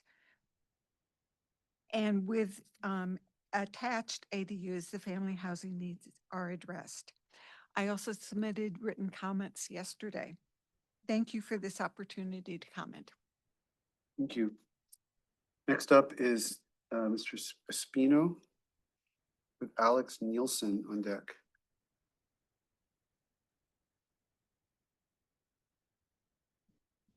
Great. Good evening, everyone. My name is Aiden or Adan Espino, no preference. You were close. I'm here on behalf of South Puget Sound Habitat for Humanity, which is your local Habitat for Humanity. I'm their government guy. So essentially, we've worked a lot with the Planning Commission and staff on, incorporating the goals and ideas that Habitat had into the draft, and that's largely been retained. So good job. That's, I think on a policy level, I think we're pretty satisfied with this. So on a high level, I really just want to comment that, really what you're seeing, especially in the housing chapter, is the recommendations reflecting the changing environment, the need to build more and the need to, I think, build thoughtfully and to utilize tools that are there. Many of you know Habitat for Humanity here is trying to build one of the largest affordable housing projects in the county, a 112 unit homeownership project off of Boulevard. And we're hoping that won't be the last. We're hoping that will be the first of many projects. Coming from the state level, which you guys certainly feel pressure from a policy perspective in changing your comprehensive plans, there is a massive increase in state investment for affordable housing and home ownership. You know, $75 million up from not even 5 years ago, 9 million. And that's unleashing a massive, it's unleashing sector growth and affordable housing and affordable homeownership specifically. But we need the local support to develop and continue to attract that investment. You know, our project's gotten a little bit of money. Low Income Housing Institute has attracted some money, but that needs to continue. We need, you know, what's in this plan. In this plan, you know, it has development supported goals, identifying land, both county and just private land that could be used, identifying areas of partnership, regionalization of affordable housing resources and processes.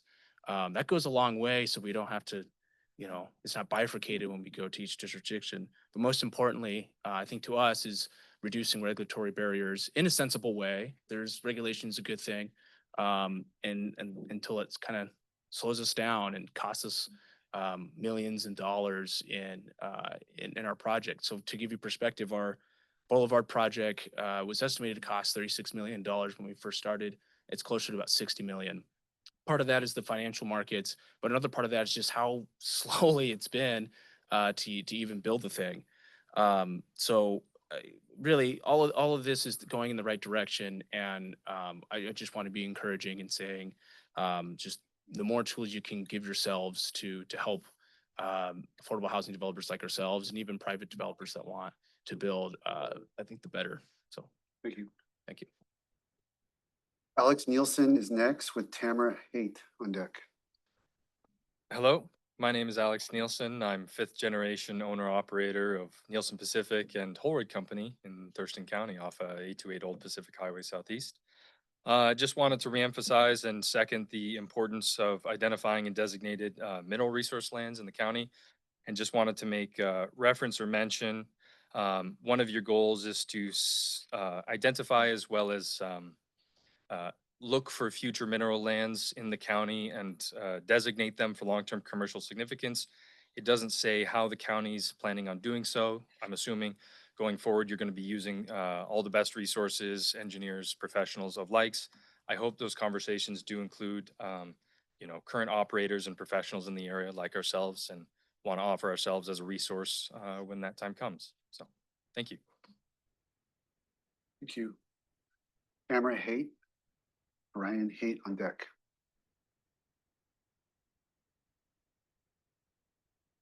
Hi, my name is Tamara Haight. I live in Rochester, Washington, and I'm here to comment on the BEST draft ordinance today.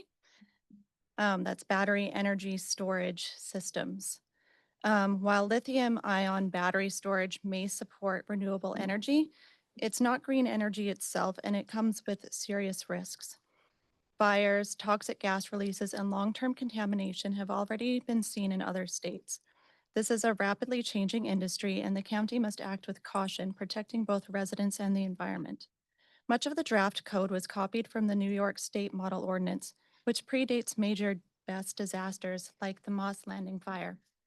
Since then, several California counties have overhauled their rules requiring larger setbacks, plume modeling, stronger noise standards. We should learn from their experience instead of repeating their mistakes. The current draft focuses heavily on streamlining permits for BEST developers and too little on protecting people's safety, property, and the county from liability. To correct that, I strongly urge the county to require mandatory third-party plume modeling, require third-party sound modeling studies, outline clear enforcement steps if noise rules are violated, require larger setbacks from residential uses, require proof of financial responsibility for fire response, assess potential impacts on property values, align fully with Washington State Code, ensure SEPA review includes worst-case fire and plume scenarios, consider all other property uses on the same lot. Plume modeling is critical. Fire code focuses on ignition and suppression, not on toxic gases. The EPA and NFPA 855 both recommend plume dispersion analysis before permitting. If firefighters need to stand 330 feet away with full protective gear from a best fire, how can residents sleeping only 100 feet away be considered safe? A sound modeling study before permitting will guarantee noise compliance. Draft code contradicts Washington code, which measures noise at the property boundary, not at the property wall. I spoke personally to a woman in Mason County, Texas, who has had a BESS built just 100 feet from her home. She was promised it would be quiet, but it measured 60 decibels in her yard. It's made their lives miserable and destroyed their property value. She said they tried to sell their home, dropped the price multiple times, but no one would buy their home due to the BESS. Property values are already being affected where these systems are being built close to homes. Even though the studies claim there are no measurable impacts, they admit the data is too limited to know. Given the community outrage when a BESS is proposed, common sense tells us that few people want to buy a home beside an industrial battery facility. I asked the county to find the right balance, supporting renewable infrastructure while also safeguarding residents, firefighters, and taxpayers. We cannot simply trust the goodwill of BESS companies. A stronger ordinance now will protect lives, property, and the county itself from future liability. I have included much more detail and references in my written comments. Please take the time to review those also. Thanks. Stepping in on deck.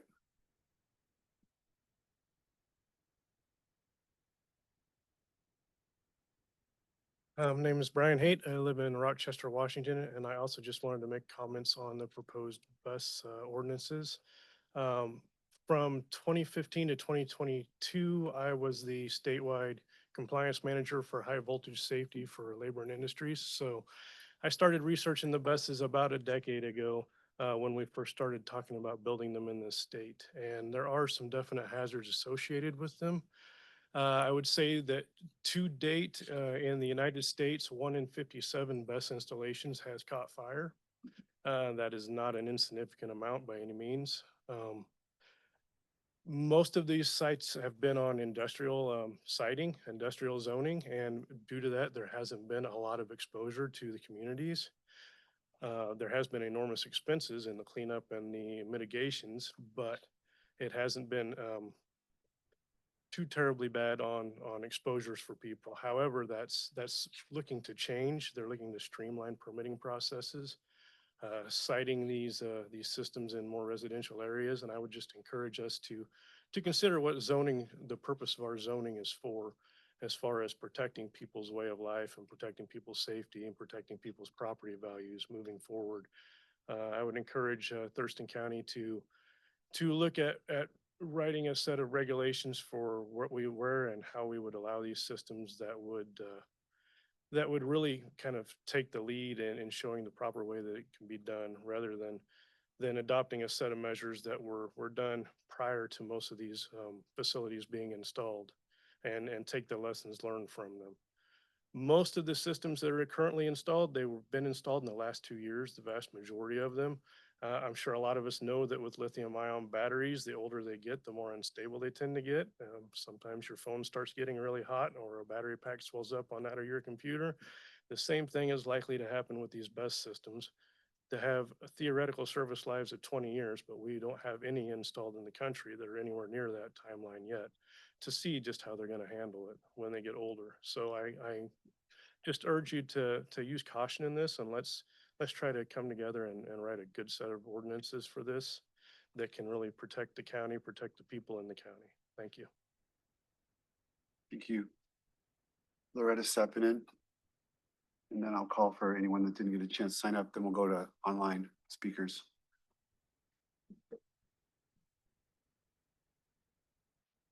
Good afternoon. I'm Loretta Sepinen. I live in Olympia, Washington. I'm going to talk today about farmland preservation and also about how much of new housing should be in the rural area. In terms of farmland preservations, there's a lot of way to count whether we're losing farms or not.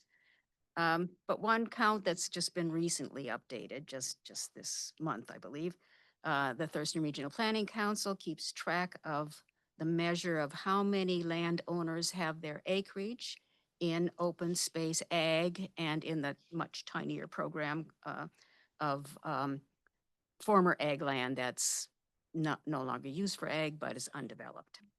And that is about 30,000 acres that they're keeping track of right now. It's about half of what we normally think of as the total 60,000 about acres of farmland. So it's representing a lot. And what does this measure tell us? They've been looking at it for decades. What does it tell us?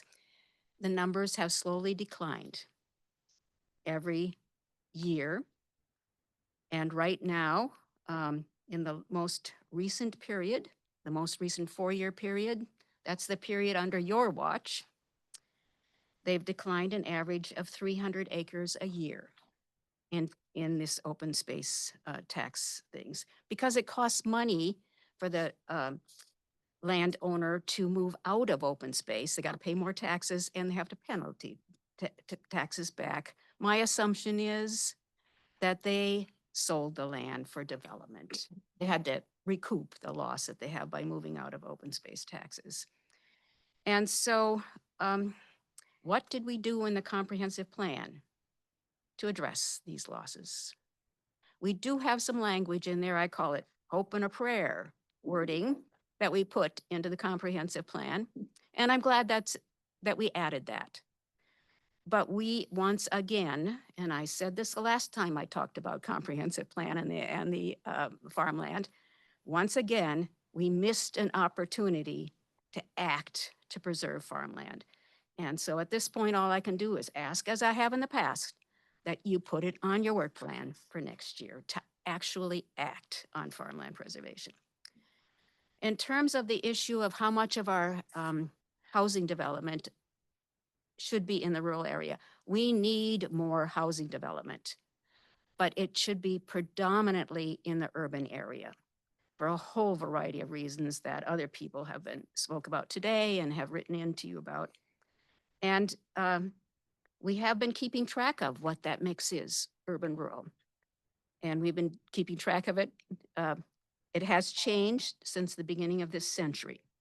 In the 20s, we were at 30% in the rural area. And by in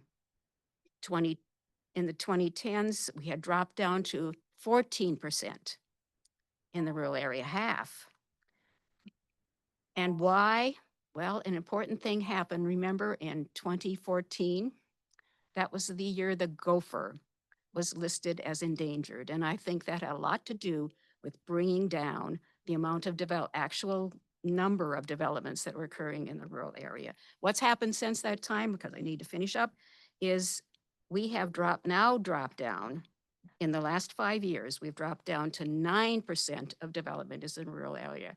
There is still a ways to go to get to the aim of 5%. And so one of the things I want you to do is carefully look at every single development code change you're being asked to make this year and ask, does it help us move in the right direction or does it go in the opposite direction and bring more housing? I thank you for the opportunity to have worked all this year. It's helped my aging brain stay in good condition to work on this comprehensive plan and speak to you today on it as well. Thanks. Rhonda Larson Kramer. I live at 1814 East Side Street in Olympia, and I almost always agree with Loretta, but I will say the data shows something a little bit different regarding why we've had this drop in rural housing, and that's what I'm here to speak about. I would like you to defer the amendment that's proposed to allow cluster housing density bonuses and increases in size. This change would roll back the clock, and I found data on this as I was saying. I went to TRPC's website and I looked up Sustainable Thurston Report Card. Then I went to the section on conserving rural lands. I will note that there is a typo at the top of that particular page. TRPC forgot to update the intro section when they recently updated the bar graph. So the intro is based on outdated data, but the language beneath the bar graph is consistent with the current data. So let's discuss the bar graph. It shows that between 2015 and 2020, the percentage of new housing that went into rural areas was 19%. But the percentage between 2020 and 2025 indicates that the percentage has dropped. It's now 9%. So things are going in the right direction. TRPC then explains the likely reason for this success. It includes reduction of cluster housing in the past. Quote, several factors have likely led to a decrease in the share of new residential growth locating in rural areas. ... Changes made to the cluster development ordinance, including placing size restrictions on cluster development and removing density bonuses, led to fewer new pockets of dense housing development in rural areas, unquote. The draft comp plan would directly reverse those accomplishments by increasing size allowances and putting back into place density bonuses. Please remove this backwards-looking provision of the comprehensive plan. Clustering can be useful when it simply rearranges already allowed homes to preserve open space. But the proposal wouldn't just shift houses around. It would make new development pencil out on parcels that otherwise would stay forested and in farmland. When clustering is incentivized through larger acreage or bonuses, it becomes a policy tool to expand rural construction capacity, not merely moving houses around. Please defer this proposal to the next docket cycle to allow a proper public process, red line edits by staff, and full public involvement in Planning Commission review. And by the way, other data indicates that the farther away from the urban core housing is, the more expensive it is to live in. Transportation is the second biggest expense of households after housing costs. So don't let anybody tell you that cluster housing is going to get us more affordable housing. Thank you. Are there others in the boardroom that would like to provide public comment? Mr. Cade. Thank you. Michael Cade. I'm the Executive Director of the Thurston Economic Development Council, and I live at 3526 Holiday Drive here in Olympia. I'm actually going to reference the letter that I submitted on October 24th of this year regarding the energy facility citing battery energy storage systems. And I'm not really going to regurgitate that letter for you, but I wanted to provide, I was thinking about it today and really wasn't going to come here today. I thought it was a letter suffice, but I think I needed to provide you with some context of why I chose to write that letter. And it's interesting, if you start thinking about Thurston County's economy, you really need to think forward a little bit. The Washington State's Clean Energy Transformation Act requires utilities to provide 100% clean electricity by 2045. That's 20 years from now. So let's go back 20 years and find out what Thurston County did in the last 20 years to get us today. 20 years ago, 60% of all wages earned in Thurston County were earned by state and public government. 40% was private sector. Today, 60% is in the private sector, 60% is private sector, 40% in the public sector. We went from an economy that was based around public agency and public service to one that is based upon private entrepreneurship. That will continue. The GDP of Thurston County went from, I'm sorry, I had that number here, went from $8.5 billion to just about 15.4 billion. We've been doing some pretty good work here in Thurston County, and that is the expansion of the private sector and the value that it brings to Thurston County. The other thing I would ask you to think about is the notion that the market is no longer local. Thurston County's market, when I first got here, I surveyed a large segment of our employers, find out where's their market, and they said, well, it's regional. If I'm based in Olympia, it's regional, it's Tumwater, it's Lacey. If you do that today, that market really is now regional. It's the entire Washington state. It expands. How it does that is through electronics, it's through the internet, it's through a lot of different mediums. We do business differently today than we did 20 years ago. So as you're thinking about your comprehensive plan, and I don't mean to be presumptive of how you should do your job, but I wanted you to just kind of have some context of the letter that I wrote, is that we will be doing business differently 20 years from now. I'll be retired, and things will have changed again. Will they go back to what it was before? I don't think so. One of the very concerning details or data points that I have right now is every year we survey about 2,500 community and business leaders. How are you feeling about the local economy? Is it a good thing for you? Is it a bad thing? Is it choppy water? Is it clear sailing? Boil it down into a number. Right now, that number is at 34.5. Anything above 50% is a positive outlook. Right now, it's well below that positive outlook. There's a lot of choppy water out there. And so when we start thinking about siting these storage, I would ask you to make sure that you understand and you take a recognition that we do need energy. That's how we will move forward. Where we site them is critical to how this community moves forward. Thank you for your consideration and thank for your thoughtful deliberations as you move through this process. Thank you very much. Okay. Other folks in the boardroom here to give public comment on the comprehensive plan? Ma'am. Hello, I'm Bonnie Blessing. I live in a landlord in the headwaters of Beatty Creek. I know there's a lot of issues around things. This is an exceptional county. You have very challenging issues with wildlife and with water, and a lot of the very special wildlife occur in the urban growth area, and it's very difficult to recover those species when activities in the urban area affect the species in the urban area and outside the urban growth area. It's very difficult. I try to appeal those projects. It's very difficult. It's very hard. We might need some flexibility.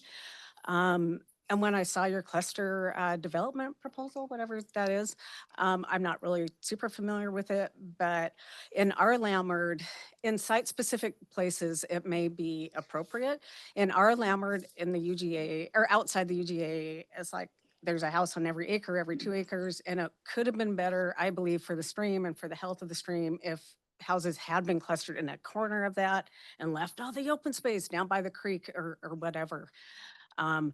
And then secondly, I would like to have a DADU in the future, not an attached. I take care of my parents, or I used to.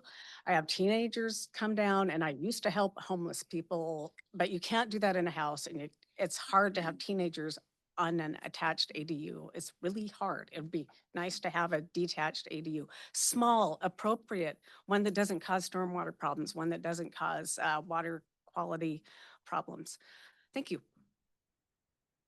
Thank you. Anyone else in the boardroom? Okay. It's 4:51.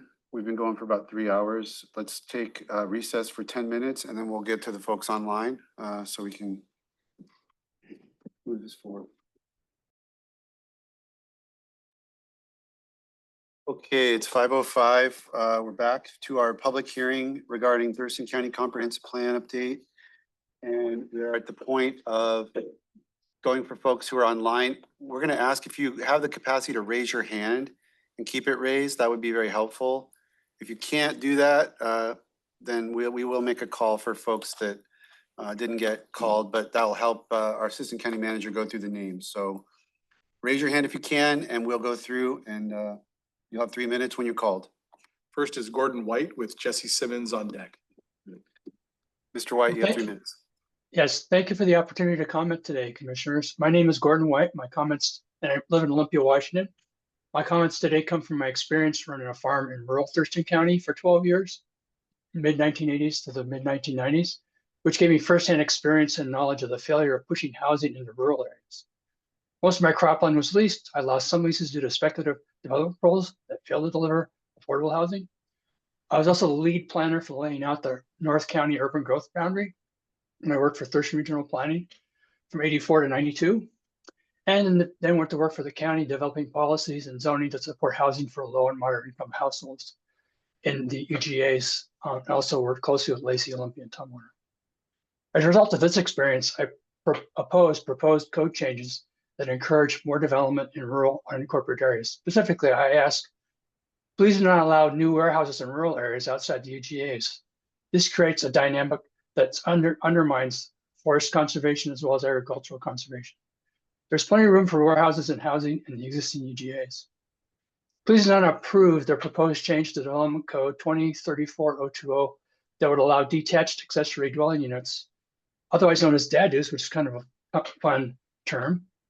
And doing this in rural areas is very negative. This level of additional density is not needed and helps increase pressure for more development and brings incompatible uses into those areas. In addition, please defer the proposed amendment for expanding the maximum acreage for cluster development. As you know, the code change has a very late addition with no time for detailed review. It should be deferred until next year to allow further consideration.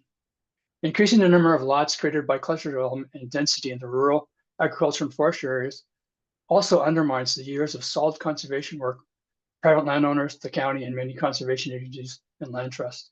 It also creates more opportunities to overdevelop in and near wildfire hazard areas.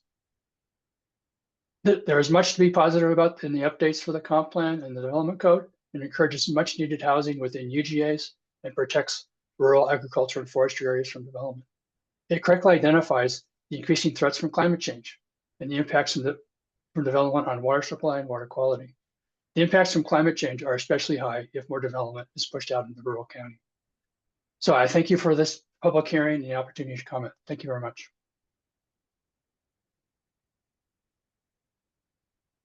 Jesse Simmons was next with David Toyer on deck. Yeah, how's my sound? Can you guys hear me? Perfect. Thank you, Mr. Simmons. Go ahead. All right. Good afternoon, commissioners, and thank you for the opportunity to comment. Before I begin, I will say that I submitted written comment earlier today, 18 pages worth, backed by the most recent and accurate science, data, evidence, and legal precedent. But this further elaborates upon those points. My name is Jesse Simmons, Government Affairs Director for Olympia Master Builders, representing hundreds of local builders, trades professionals, and the workforce who rely on stable, attainable housing here in Thurston County. We want to speak specifically to the 5% rural growth limit. The Planning Commission acted in good faith, and we appreciate their service. However, the 5% cap is not supported by the evidentiary record. There is no buildable lands analysis, no climate displacement model, no fiscal impact study, and no commerce guidance recommending a numeric cap. Under the Growth Management Act, the county must balance all planning goals: housing availability, rural community stability, climate, property rights, and economic development, not prioritize one over the rest. And the real-world effects of a strict cap are already visible. When people cannot find housing here, they do not move into city centers. They move to Lewis and Grays Harbor counties and drive back to Thurston County for work. That means more traffic and emissions, higher commuter strain, loss of our tax base, less stability in schools and local communities. So the 5% cap does not reduce vehicle miles traveled. It pushes VMT toward outward and increases it. We also want to acknowledge the county's recent permitting system improvements, including work underway to comply with SB 5290 timelines. That progress is real and we support it. Our recommendations build on that progress and help to make it effective. We are not asking for expanded rural subdivision. We are recommending a balanced approach by taking the following steps. Replace the numeric cap with a monitoring-based approach tied to actual impacts. Allow detached ADUs in rural areas for caregivers and multi-generational housing with well and septic safeguards. Use cluster subdivisions that protect 60 to 80% permanent open space. Support workforce housing at Grand Mound where infrastructure already exists. Continue implementing predictable permit timelines to avoid cost inflation. This approach protects rural character, reduces commute displacement, supports family and school stability, strengthens the county's fiscal base, and remains defensible under the GMA. I would also add that you'll probably find interesting in there a specific case where Thurston County did attempt a rural growth cap and the Growth Management Hearings Board actually struck it down. Thank you for your consideration and your service to this community.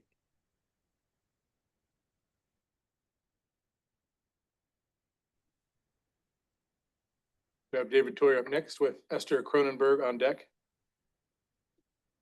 Thank you, Commissioners. David Toyer with Toyer Strategic Advisors, located in Everett, Washington, which is Snohomish County.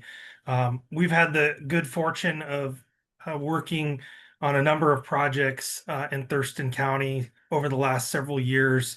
We're an economic development and land use consulting firm. Wanted to comment on a couple of different items in this pretty large packet that's before you today. The first one is relative to the zoning code amendments that are being proposed. And I sent a letter in earlier today addressing the code amendments as it pertains to establishing regulations for battery energy storage systems, BESS facilities. Really applaud Thurston County for working to get out in front of adopting some clear standards, but do have some concerns about the proposed regulations and what they kind of address and don't address as it relates to the different types of BESS facilities that need to be located. Two of those are critically important, and their distribution scale BESS facilities, and then there's utility scale BESS facilities. The utility scale ones are the really large ones, and they can really go into the state's FSAC process and go ahead. They can get approval without even having to go through local zoning review. And so it would be really good for the county to have an ordinance that's workable for them to be able to follow at the local level, so that your zoning authority is not usurped by that state program. The second piece of that is to recognize that there are a number of challenges to distributed BESS facilities in at distribution level. Those are smaller facilities. They might be on a quarter-ish acre or a little bit more. They're generally 6 megawatts and under. But we're concerned that some of the regulations proposed don't necessarily match up with the needs of those facilities and even the needs of the large facilities to be located where the infrastructure exists that they need to connect to. So think of it as, you know, we've got this network of electricity out there already with substations and all of these different pieces of infrastructure. And the same thing now has to kind of follow with BESS facilities filling in the gaps in order to be able to make our transformation work. The other piece of that is we really need to look at this now sooner than later, because projects that are being considered today aren't going to be facilities under construction until, like, 2028. And so if we're going to actually get to where we're supposed to go, we have to kind of move with haste. I also wanted to comment on some other code amendments that are in that package with the rural resource industrial zone. Victoria, your time is actually up. Okay. Thank you. Appreciate your time. Thank you. So Esther Cronenberg with no other hands raised at this time. Yeah, hi. Thanks, Commissioners. I live in unincorporated Thurston County. I want to thank you for all the work you've done on the comp plan so far. I have concern and also acknowledge the difficulty of all the nuances, reasons people give for and against things. I'm generally opposed to the detached ADUs in rural areas, but more specifically on lakefronts, because it seems like that would have more of a tendency to be used as high-end rentals and would already impact lakes, which are already suffering from algae blooms. I also would like the commission to uphold the planning commission's direction and limit rural resource industrial uses to agriculture, forestry, and mineral extraction, and not allow generic warehouses or data centers outside the UGAs. That would conflict with the county's comp plan and the intent of the Growth Management Act. And the fact of warehouses on the ground don't add to the local economy. They don't create great jobs. They put a heavy burden on the roads, on rural infrastructures, and we'll end up with just another ugly warehouse sprawl that we've seen happen in other parts of the country. These warehouses should be located in urban and industrial zones where there's already infrastructure that could take care of them. So please adopt the Planning Commission's recommendation as written. It supports economic efficiency and long-term conservation of rural lands. And I would encourage you to consider long-term conservation of rural lands as one of the priorities of the comp plan, including conservation of agricultural lands in whatever form you find that that's most efficient. Okay, thank you. And Chris Wells has raised her hand. Okay, Ms. Wells, you have 3 minutes. Sorry, it took me a minute to figure out how to unmute myself.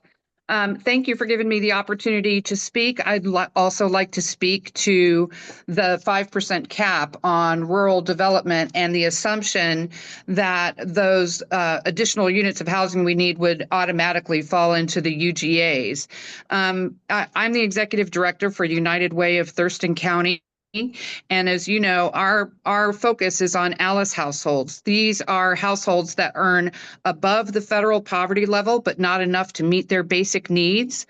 An ALICE survival budget in Thurston County, Washington, for a family of 4 with 2 children under the age of 5 is $116,000 a year. And currently, 33% of all households in Thurston County fall below the ALICE threshold or are already at or below federal poverty level. The reason I'm tying this to housing is that Washington State Department of Commerce forecasts that we need 1.1 million new units of housing in Washington State over the next 20 years to keep pace with current demand and projected growth. And 53,000 of those units of housing have to be built in Thurston County over the next 20 years. We are currently not producing units of housing at even 50% of current demand, and that is causing enormous pressure on housing prices, as we all know. And the single most powerful lever for upward economic mobility is home ownership. And currently, the draft comp plan as it exists now doesn't really harmonize the very real human need we have for developing those units of housing at all income levels with mitigating the environmental impacts of new development. And I believe that we need to consider a 20-year comp plan that marries both of those priorities together in a smart way, because the way we are currently producing units of housing now with a focus on density is large apartment complexes that are filling in the urban growth areas. But those are not units of housing that are intended to be purchased by people. And in order for us to help lift people above the ALICE threshold, and while we see that number of households continuing to grow with every new ALICE report, we have to have smart planning for housing across the entire spectrum, which would include apartment complexes, condominiums, townhomes, single-family homes, and ADUs. And when one element of that continuum of housing is throttled, it creates a bottleneck everywhere. And we are right now driving wealth and economic mobility out of our community because we are not producing housing across that whole continuum of housing. And what we'll get with more and more apartment complexes is more and more families that are disenfranchised from home ownership and living in rental housing at market rates that's going to continue to increase in cost.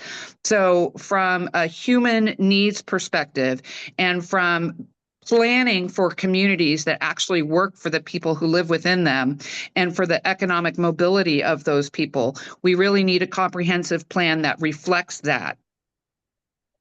Thank you. Is there anyone else online who did not get a chance to provide comment that wished to? If you can't raise your hand, just come on, pop your camera on or pop your mic on. David Dutton, I see. It's unmuted. Anyone else? Okay. Quite a few staff.